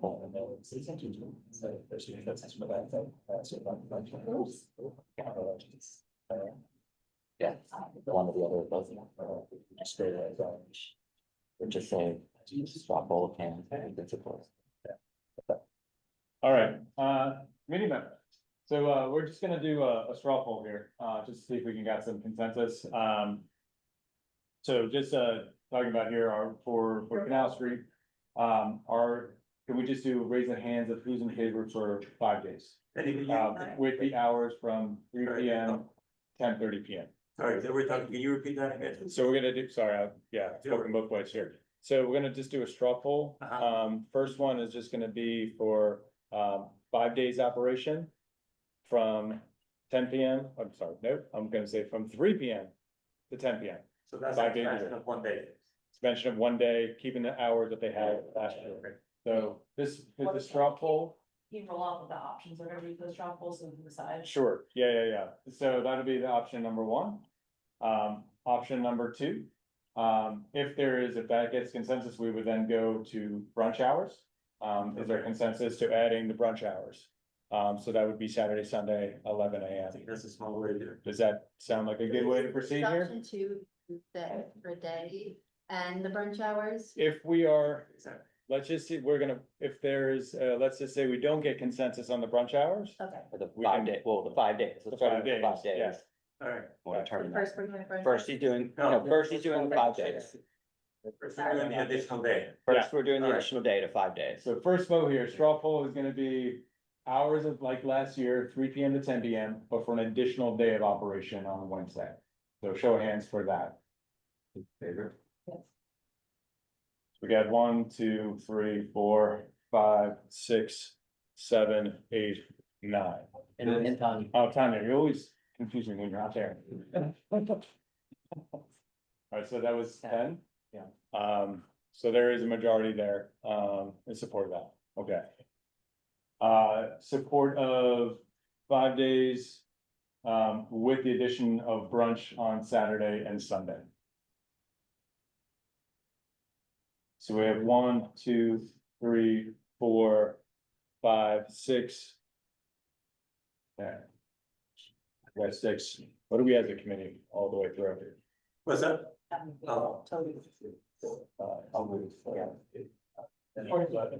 14, so that wouldn't, that was 6 out of 14, so that wouldn't, we won't be able to get a resolution on that.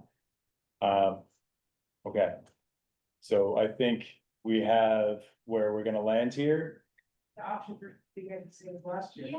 Yeah. We're just drawing all around them. Sorry, that, It's dealt with it so that you can stop and go.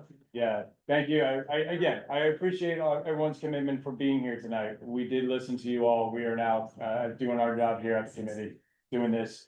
So we do have that where we will have what was it? We'll do the vote. What was it, 10?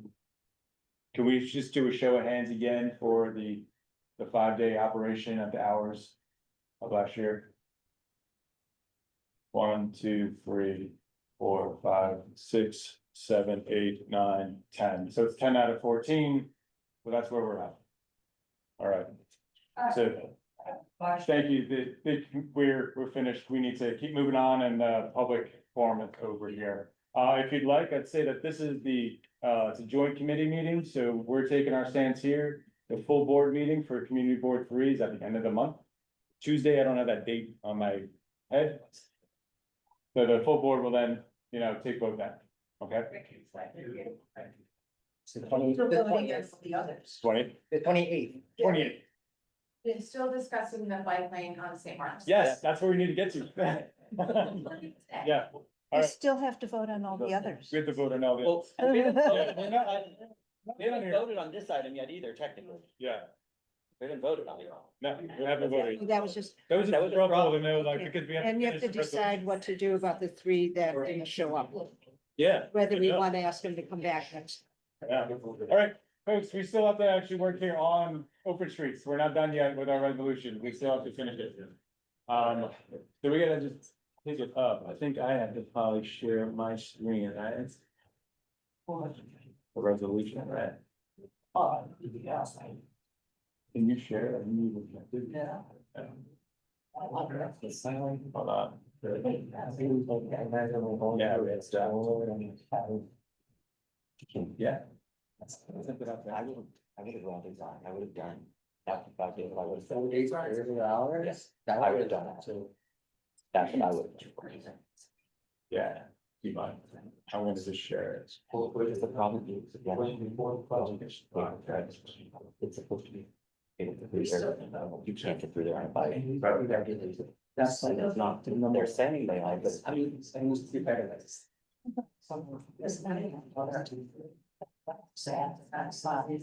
it's while they're operating too. Yeah. Get through there. Yeah. Like, hey, there's that not being heated. Those not being that I'm building. They're supposed to. Yes, they do. Sometimes when it's slow, the one really much. I have to walk on the sidewalk with my bike because I can't get down there. And I don't want to walk on the sidewalk with my bike. That's serious. Because I'm coming out of Manhattan Bridge, to go home. Yeah, it's like, it's, it's a logical thing from Canal to East Broadway to go home. Yes. Yeah. Because oftentimes when I go to Brooklyn and I'm coming back, that's, and I was like, Oakland Street, there won't be cars, and it'll get small, even a small road.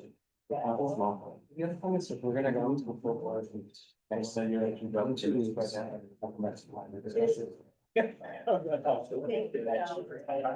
I probably. I didn't even think about You get enough to share with those whole class? I would have done that. In 5 days, but I definitely. That's not so. Yeah, I sent it out earlier. Needs to be like. Hold on, let me see if I. And I'm like, we're coming like home. It's from Claire, right? Yeah, it's clear. Yeah, here. So,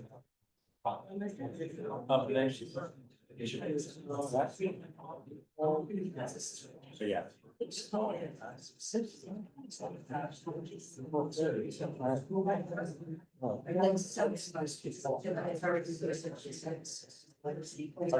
You got it?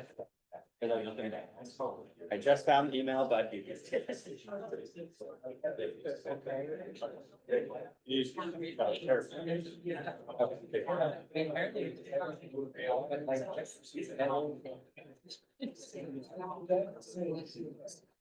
I wish I'm looking out of the 5:30 bars.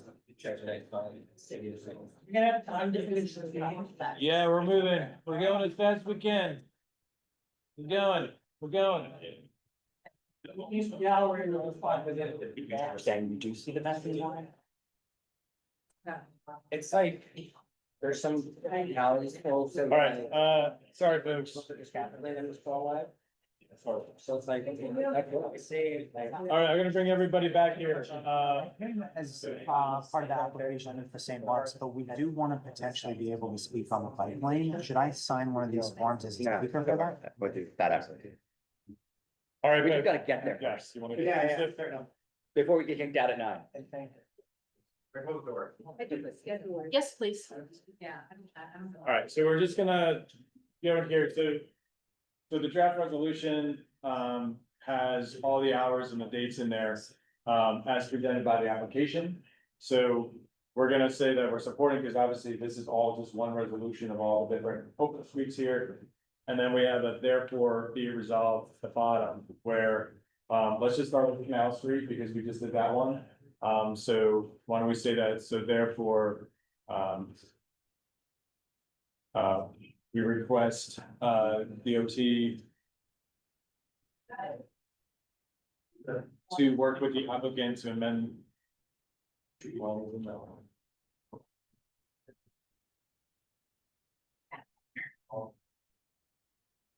All you have to do is say what we support. Hold on, sorry.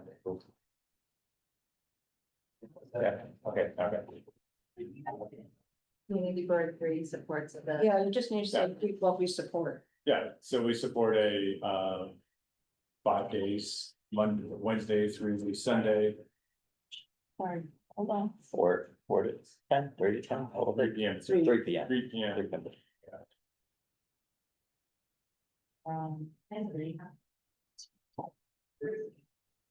Yeah. And specify the day, say Yeah, Wednesday to Sunday. No, Wednesday. Wednesday through Sunday. Wednesday through Sunday, just so that that's for the Canal Street. Sure.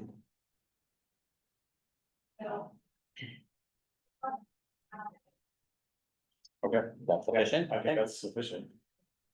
What about the 3 that didn't show up? Can we ask them to come next month? Well, I just wanted to finish Canal Street. Is everybody okay with that? That based on our vote, that's where we're gonna be.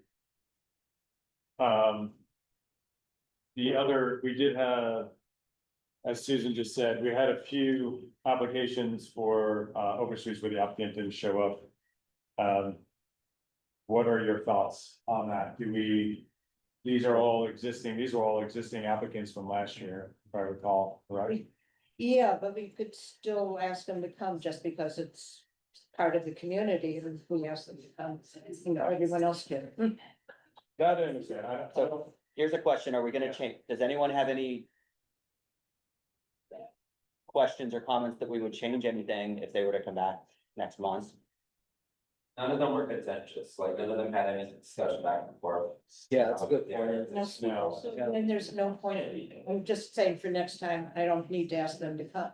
Yeah, Technically, I think it's not, I mean, the only one I would, but yeah, I don't wanna have a joint meeting again next month, yeah, I don't. is what I'm. They're here. Oh, No, I'm saying, I think. I don't wanna come back again next month if we're not gonna discuss any, I agree with you to your point, but. no, I'm just saying next year I won't ask them to come. I mean, maybe Clint and I. Can I speak? Okay. There's a 45-day clock on this, first of all, right? So we can't actually pick it up next month.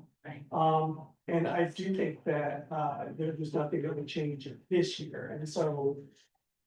You know, I don't think this needs to bring it up, but it's obviously to coordinate with them to get them to confirm to come back next year. Well, that's why I wonder, maybe like I was- myself and Clint write them a letter. We sign it, we just say like, this was, you know, unappropriate. They didn't show up. They do that. I wasn't Yeah. suggesting that we vote to Well, deny them. I was Kate- just suggesting that they show up. But if you want to do a letter, that's Kate somehow. has the comments. Just worded right. Hey, just a point of clarification for the Open Streets program. You know, while we encourage partners to come to their community boards and speak, just to let you know, it is not a DOT requirement for we their understand. application, but just want that to be. Understood. Yeah, I think Yeah, it's more very like well office understood. coordinated and all this, they all said they're gonna come, and they didn't show up. So one of you will write the Well, letter. yes, we'll draw the short straw. I think David, right, he David's- wants to be strategic.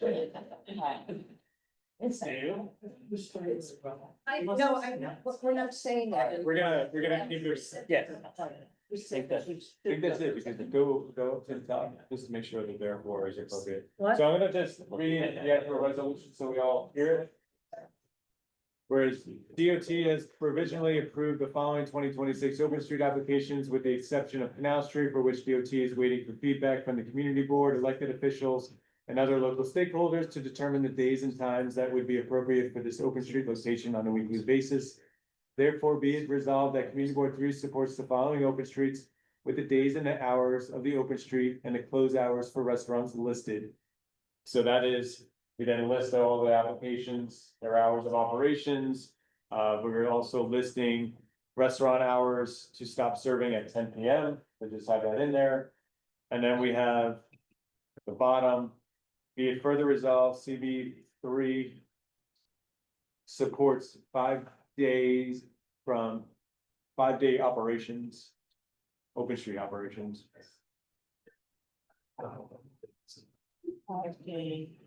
Open street operation. 5-day open street operations from 3 PM to 10 PM, Wednesday through Sunday for Canal Street open street application. For the Canal Street open street.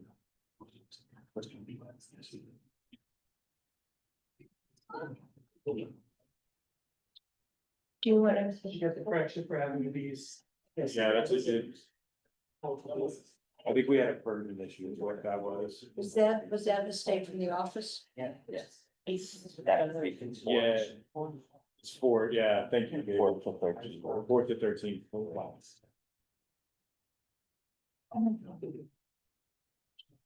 Monday through Sunday, 8 AM to 8 PM. Okay, so. We're good? Okay. Do you want to add that you will be writing a letter to the 3 applicants? I'll put in the minutes. Put in the minutes. I don't think, What? we'll put it in the minutes. I think I can, when I get up there and speak to the board, I can talk about it. I mean, I'm. Just wanted to. I think that just, yeah. Yeah, okay, let's do our formal vote on this resolution that I just read, that's shown here. And Nancy's gonna get her other job back.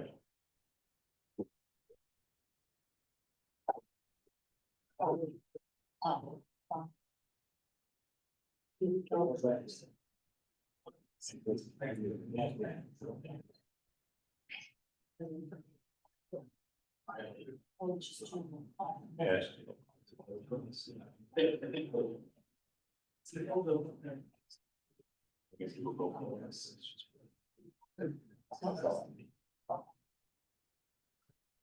This is. Yes. Time of date. Yes. Department. No. Ariana. Yes. Sean Carson. Yeah. Charlotte Davidson. Yes. Chuck Yes. Judge Leal, absent, President Perez, absent, David Kramer. Yes.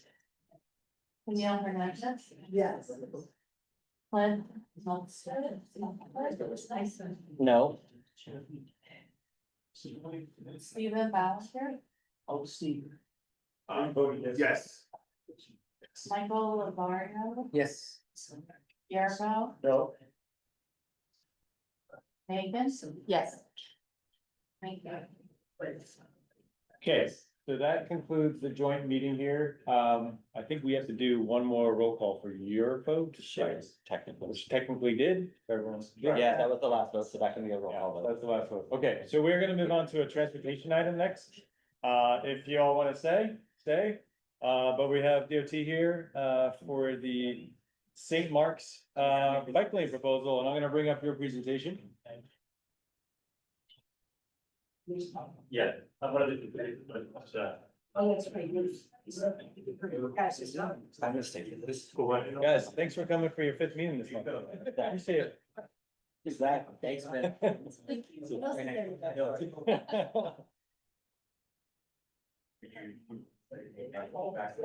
took their whole day. I just sit here, I don't. I was gonna stay, I just don't wanna do it. I won't say anything. I might not. Do you want to? If I could turn it. Yeah, except if you want to have to sort of turn around. How that participant thing, that's what folks are seeing, right? Yeah.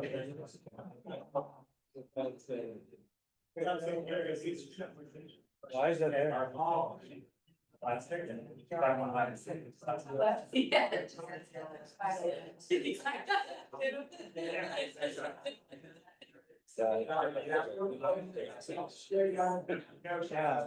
don't know why that was there.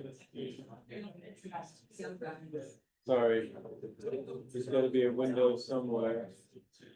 You guys. There's a screen that's showing this. I don't understand why that's there. Where's the guy? See him anymore. His what? Well, shit has to be a thing.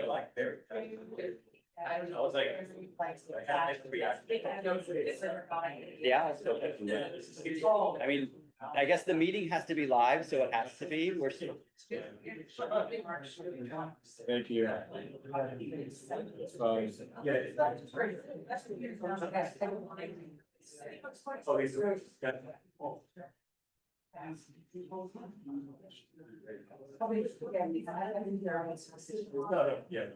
We're just gonna.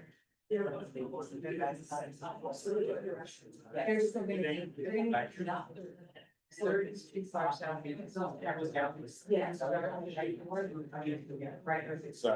our tech is not here, so we're just gonna keep going. Sorry. All right. All right. Thank you for your patience. You could just introduce yourself too as well. Appreciate it. No, there's no way to prove it. I don't know where it's coming from. Yeah, I got it. Did you get it? No. Oh, is that a computer? Oh. It's thought about that. Okay. Is that better? Yeah, that's better. I just thought of that.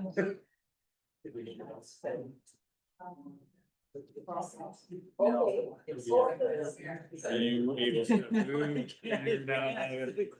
Oh my gosh. You're sharing your screen, right? Yes, there we go. Is that it? Is that it? Yeah, you're good. Yeah, you know, there. Oh, no. Yeah. This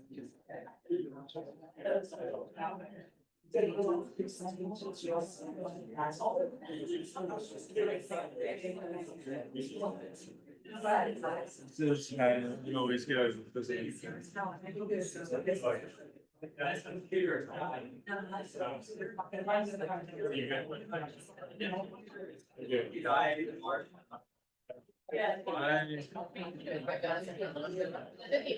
Yeah, we're just gonna have to keep moving. Okay, folks, we're gonna get started here. Thank you. We gotta be out of the room here in 30 minutes. Hi, if you can take your conversations outside, if you're gonna keep talking, thank you. All right, good afternoon, or good evening, everybody. I'm Hayes Martin from DOT. I'm here to talk to you about the East 8th Street, St. Mark's Place, and Lafayette 4th Avenue bike lanes. Is there any way to increase, sorry, so just to let you know, we take opportunities to improve our streets when the streets get repaved. The street is, both of those streets in question are getting repaid starting at the end of this month. So we're looking at this opportunity to be able to make the changes, which I'm going to present to you momentarily. So, generally DOT is about, safety and mobility. And so from a pedestrian perspective, as we've all been hearing tonight, we want to be able to enjoy the streets, enjoy them safely. From the cyclist standpoint, we also want to be able to enjoy the streets, be able to get from place to place, and also have a quality facility to be able to enjoy. So this is what this project is going to entail. So I'll just jump right in.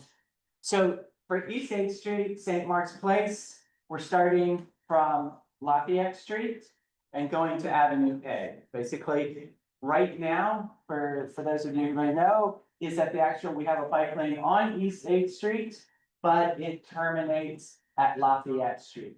So we are simply just continuing the bike lane so it then connects to Thompson Square Park.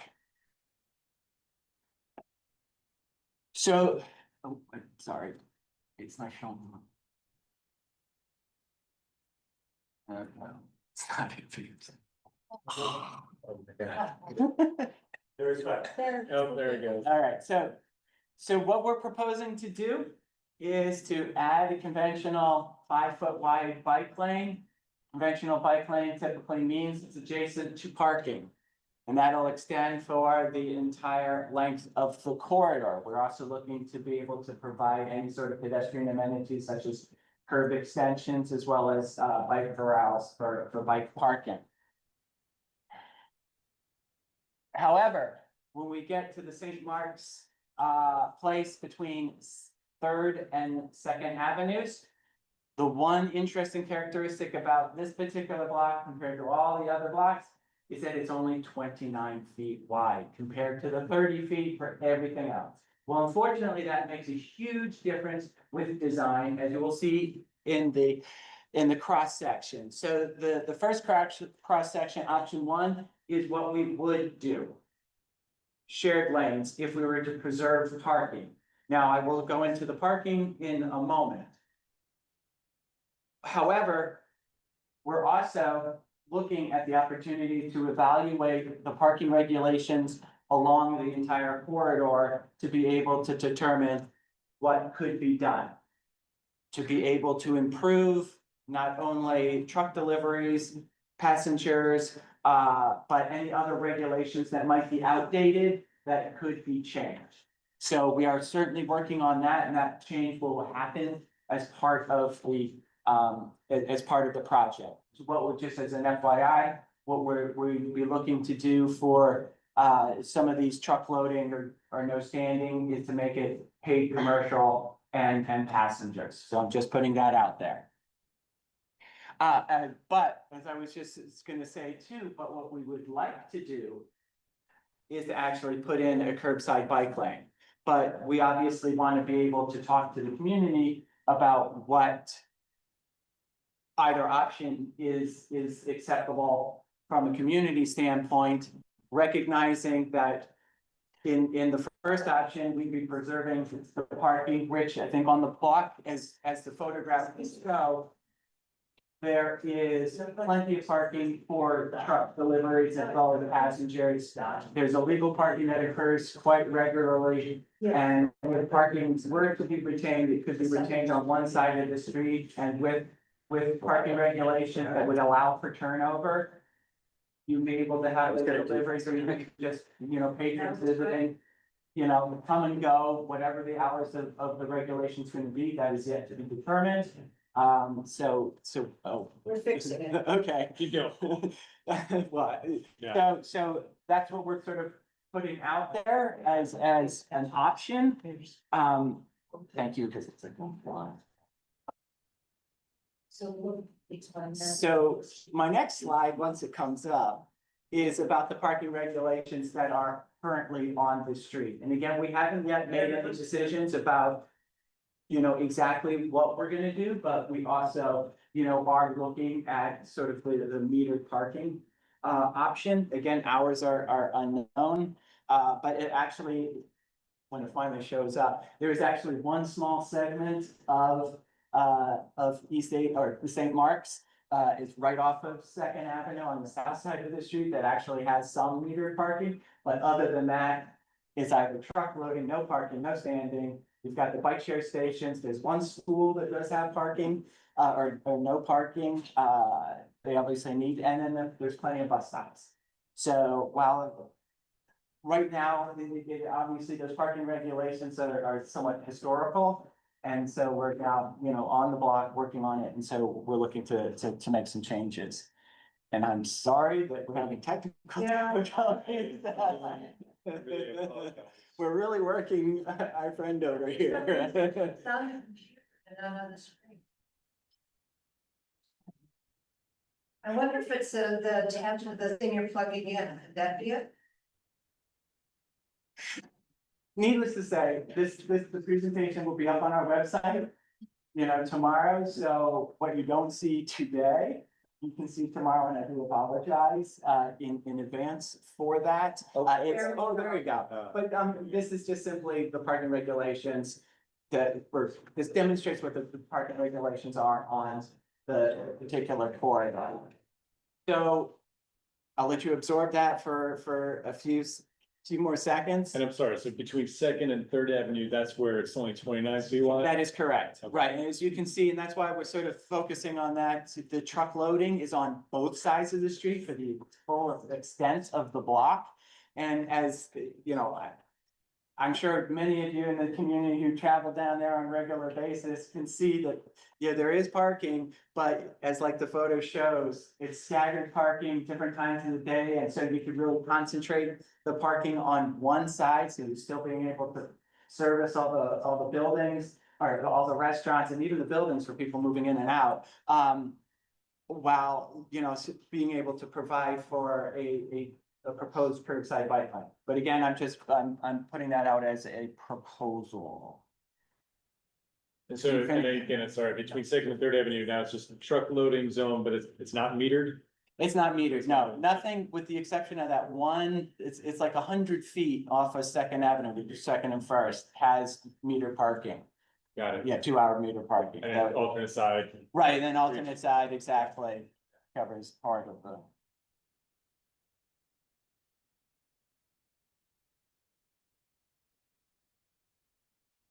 Let me know when you're ready, after you start adjusting.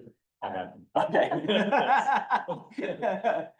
So we do recognize this. Today has been one of those discussions about open streets. We do have the open streets, as we all know. That has been in existence for a while. And so, you know, we have adopted, because we have so many of them that fit within open streets. You know, we work with the partners to be able to develop signage as well as setting up cones or whatever the iteration of the design, because there's, you know, whether it be a one-way street or two-way street, we've got a lot of different configuration.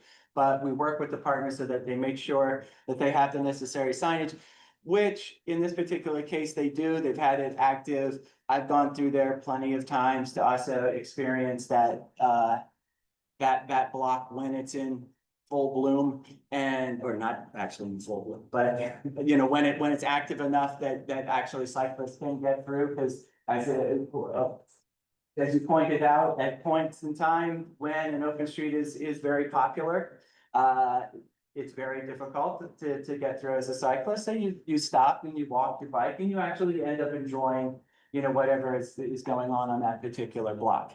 So I just wanted to bring that to your attention. And now I'm going to jump to Fourth.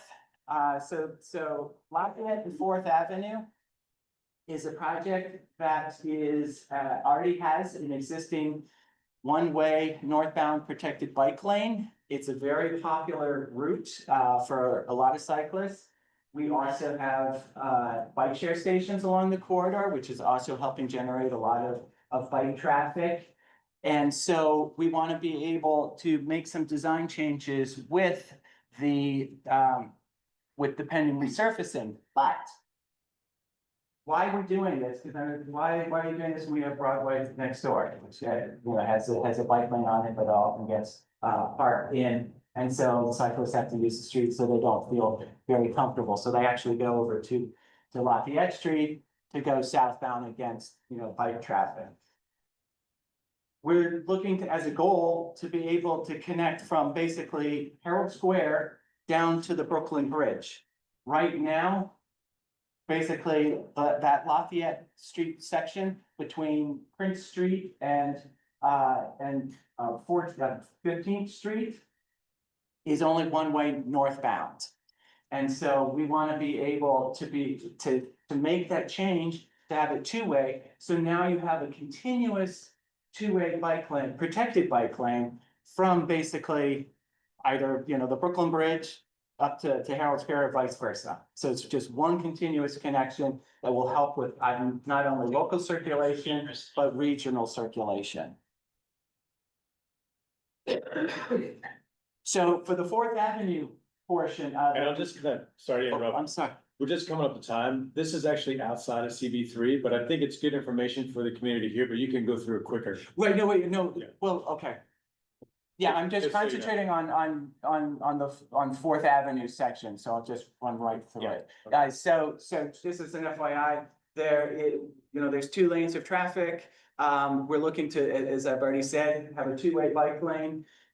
There's being what we call an amenity strip between the bike lane and the parking lane, where we'll put in like bike corrals, maybe even some garbage, the refuge containers that are starting to show up on the streets, and anything else that we feel that is good to help support the community. And I always forget, but pedestrian, treatments as well, like in this particular case, extending the sidewalk to be able to provide more space for the cyclists, for the pedestrians, sorry. And then just north of, so that was between 9th Street and 13th Street. Between 13th Street and 15th Street, we actually go down to 1 lane. Why we go down to 1 lane? It's because that helps process traffic through the 14th Street intersection, because anybody who knows the block between 14th Street and 15th Street, because of Mount Sinai Hospital, there's a lot of double parking and illegal parking along that entire block. So for a majority of the time, it's already single lane as it is. And so that's what's doing, is that's causing a lot of merging, which causes congestion. It becomes a hazard for people who are traveling. And so we think that with that improvement, that'll help just process the traffic. Also, along the entire corridor, which I just jumped to at this point in time, I'll skip stuff. So along the particular corridor, we're also adding turn lanes to be able to help process the traffic so that everybody can continue to move along the corridor as efficiently as possible. We are going to be putting specific traffic signals to be able to control the movements of the pedestrian, cyclists, and motorists, 2 of which are at 9th and 13th Street, which basically is controlling. If anybody's gone on portions of Broadway or lower parts of 8th and 9th Avenue, where the signal is controlling everybody's movement, so cyclists can't go until after the vehicles go. So that's a very important safety factor, so that we're putting it there to be able to help. And then the other instance, in the lower section of Lafayette Street, we have what we call the split leading pedestrian interval, which means that the pedestrians are allowed to cross the street, bikes are also allowed to cross with that signal. They'll cross, and then within like 7 seconds, the vehicles will be released. So that way cyclists and pedestrians can cross, without any incidents of turning vehicles. Also, with any of the pedestrian improvements that we're doing, that actually improves the intersections so that there's more sight lines, so that pedestrians and cyclists and motorists can all see one another as they're crossing the street. So that just helps improve safety tremendously. And this just is a demonstration of the different concrete islands that we'll be implementing. Unfortunately, because we have a subway underneath us, it's gonna take us until next year to actually do the concrete work because we have to go through the MTA and get there. It's a review process to be able to then install the concrete islands, even though we put some in back in 2014 when we first put in the protected bike lane. And that, I won't even go into the summary, and that's it. Questions? Thank you. That was great. Sorry for all the technical difficulties. It's all right. So maybe we'll just go back to the St. Mark's, like that was a, Yeah, I know that was, so just a, sorry. just a few questions here. And first actually being is like, what's the timing on this? Because again, we all just received this presentation from DOT, so we didn't have the time to put a resolution together and all that stuff to talk about it. I have to be out of this room in 10 minutes. Do you need a resolution this month, or can it wait till next month if we do a vote on that? We Before, prefer a resolution sooner rather than later. This St. Mark's Place, 8th Street, that was included in some weeks ago, the pre-meeting, we had to understand that we could have gotten this to you sooner. Our goal is to implement this, ideally late spring, early summer if possible. okay, Yeah, but don't you have to go back to CB2 next month? We are going back to CB2 actually in 2 weeks. We presented to them at the end of March, and we're presenting to them again on April 28th after we, continue to do outreach based on their suggestions, since a lot of this work isn't new to them. okay. And when is their full board? I believe it's probably or early to mid-May. So they're not getting a resolution until the middle of May for CB2 anyway. Okay, and then So we'll have it to you. Plus 2 weeks later. I mean, this is really less.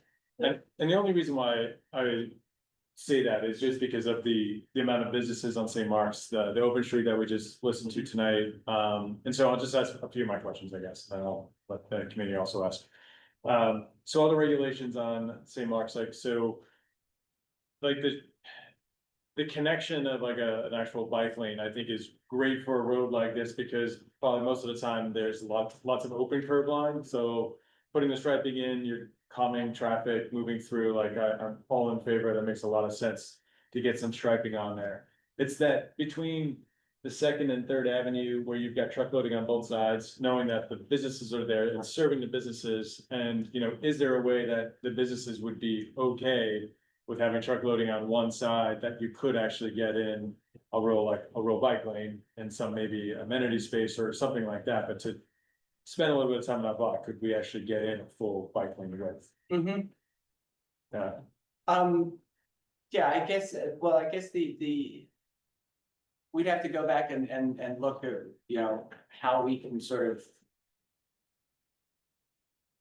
consolidate it, either a field meeting or whether, I mean, based on our observations, and our parking unit has also been out there, and granted, we're not the businesses, but, in checking out the street multiple times, and I've done this plenty of times, recognizing that just the sheer volume or not volume of truck deliveries sort of warrants, a change to allow for a bike lane on one side of the street. But I hear you in terms of, now you have a restaurant on the north side of the street, but their trucks are delivering from the south side of the street. Right. And not that that's not unheard of in New York City, but we feel fairly confident that what we've been able to observe,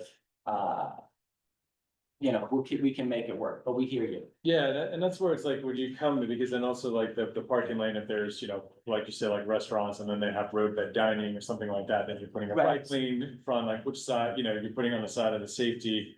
Like it has all these like repercussions to the businesses doing business along there as well, all of the residents, quality of life, all these other things. Right, no, and I'm glad you brought up the open restaurants, because to sort of advance this proposal, I actually checked with our open restaurants folks. And actually, this particular block has not received the type of applications for in-street dining sheds that they anticipated. So it hasn't been historically a block, and the regulations do allow for it to actually have outdoor dining structures in the road, but nobody's taking advantage of that for whatever reason. So, yeah, that's why I also, we're advancing this proposal because we're sort of just making sure without, going to each individual, business and saying, what are your truck loading needs? What hours of the day, blah, blah, blah, how many deliveries per week, is it beginning of the week, end of the week, and so forth. Sure. But yeah. Wait 1 second, we're just gonna go to the committee here to see if they have any questions. Done. You're on one side of the chair. Only based on the image that you had up, and I'm just curious because I'm not familiar with the area. But it just seems a bit bizarre that you have truck loading directly across from each other, because it seems like it will be a bottleneck at some point when it comes to traffic. So why wouldn't there be truck loading somewhere at the beginning of, I guess, to 13th, and then another closer towards, am I naming it? The street side? Okay.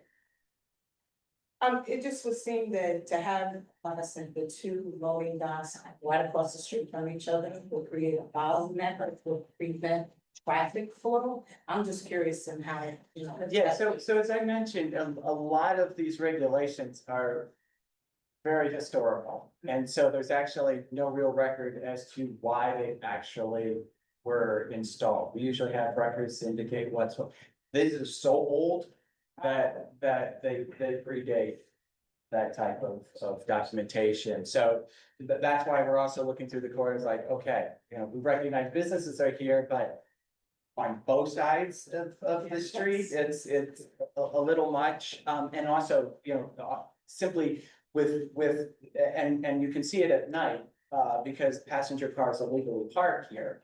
But there's obviously a need for, private passenger car parking because there's enough draw here to warrant that. But they're actually having to do something illegally because they want to, patronize a business on that corridor. So that's why we're also looking at it, because at this point in time and day and age, it's not making sense. Good question. Susan. I'm not sure if I missed something or not, because are we looking at what the plan is also from Avenue to First Avenue? No, so thank you for allowing me to. That's what I've been concerned about. and That's- we have no arguments. So this is the proposal. Again, we're maintaining parking on both sides of the street and just, putting in 5 feet along next to the parking lane. Okay, so we have, it says Lafayette Avenue A, but I'm only talking Avenue A to First Avenue. Right, So we have a lot of road bed, we have a lot of road bed sheds. And we need a lot of truck loading. Because there's a lot of ours and they have those huge trucks. So how do we have the road beds? I'm just not seeing where everything is gonna fit. Yeah, no, so that's a very good question as well. I mean, so, since outdoor dining became popular during the pandemic, we've also had a huge bike network and which was very classic to what is shown in the cross section here. And so one of the regulations of the outdoor dining structures is that they fit within the 8 feet of the parking lane. And so they can't go beyond that, or else they have to take it down. Trucks, again, can park in the 8 foot. That's our typical parking lane line, pit parking. And what truck parking do you have on that lot? Well, so what is shown is parking right now in the cross section. That can be, again, for passenger or truck. But I'm concerned that there is a lot of need for truck loading, unloading on that lot. Susan, I'm gonna keep, because we have Sean and we also have Yeah, 5 minutes. I know. it's I really would tough. like to see where it's gonna be, because I really don't see where we're gonna have the roadbed. And I'm not concerned about the parking, but I am concerned about the loading and unloading and the bike lane. And I just offer up that you go to either 8th Street, a little bit further west of your district, or 4th Street, 11th, 12th, where None there of is. those have the roadbeds like this does. Yes, This is well. I'm gonna get Sean, go. Yeah, I know we only got a couple minutes. So, I mean, I think option B is very welcome, that's my main route going home. And 10th Street is too tight, it feels too narrow, it feels almost like a shallow. At some of the speed bumps, it makes it a little unsafe feeling when you're going down 10th Street.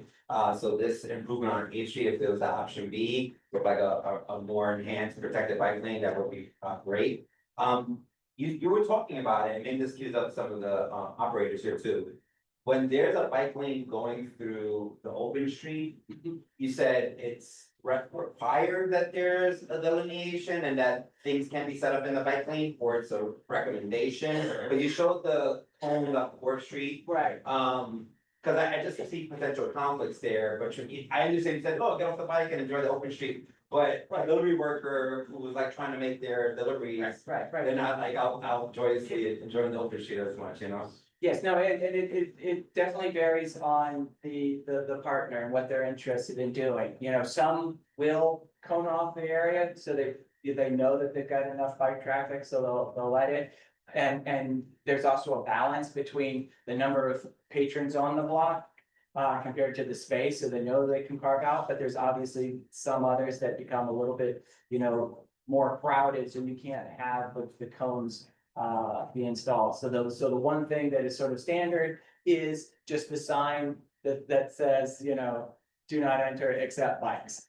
And that's it. And then cyclists, and then you put your front barricades wherever possible to either, you know, it's a gateway. So you just allow them to come in, but at a slower speed, and then they proceed to block based on what exists there. So if we have time, if we can get to the operator, I'd love to hear what your intentions are with this. As you're hearing the plan, but I know they. Yeah, well, I was gonna say, I can't believe you brought it to us. You've got option A, option B, what do you want us to approve? The main thing is all of these regulations along the sidewalk and it's just all options. So we can't possibly put this tonight, only we're bidding it. We do have to have at least representation from Second Avenue to Avenue A. And I know that they have voting needs, which I don't think well, maybe you did talk, but I was ready for the presentation. Okay, Susan. I would just like to see, clearly we can't do anything to that. I would like to see for that, particularly for that block, I would like to see the layout of where, because the road beds, the sheds are gonna be all year round. So I would like to see where, you know, where the sheds are, where the truck parking is, because our loading, unloading, because we do need that on that block. And, you know, to see exactly how it's gonna look. You're asking for a bird, yeah, I guess the technical term is bird. But I think, you know, it is gonna be a lot, and I think seeing what it looks like, you know, with the sheds, with the loading, unloading, with the bike lane, just so we could actually see what it looks like. Okay. Yeah, and I think that the major takeaway here, it's a very important street. Of course. In the neighborhood, lots of bar, lots of people living there, open street, it's just very complicated, you got old regulations and all this, it would be nice to just, I think this is a vast improvement, obviously, you know.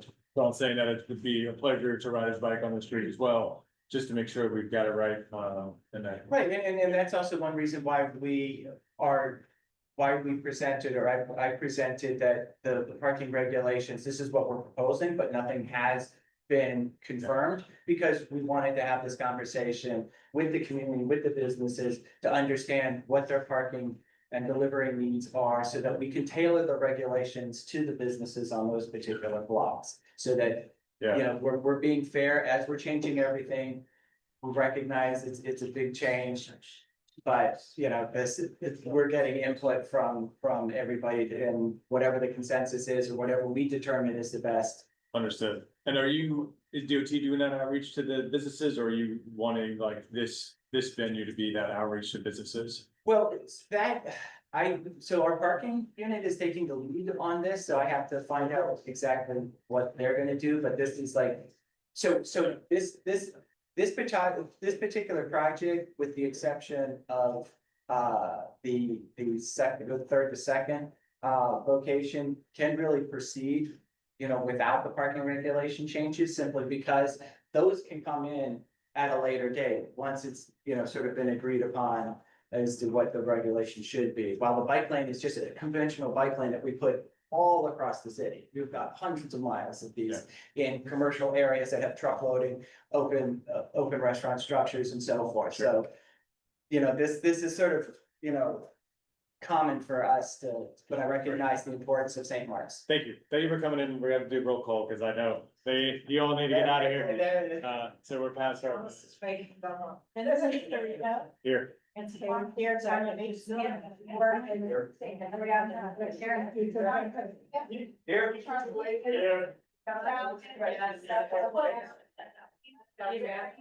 Here. Here. Awesome, thank you.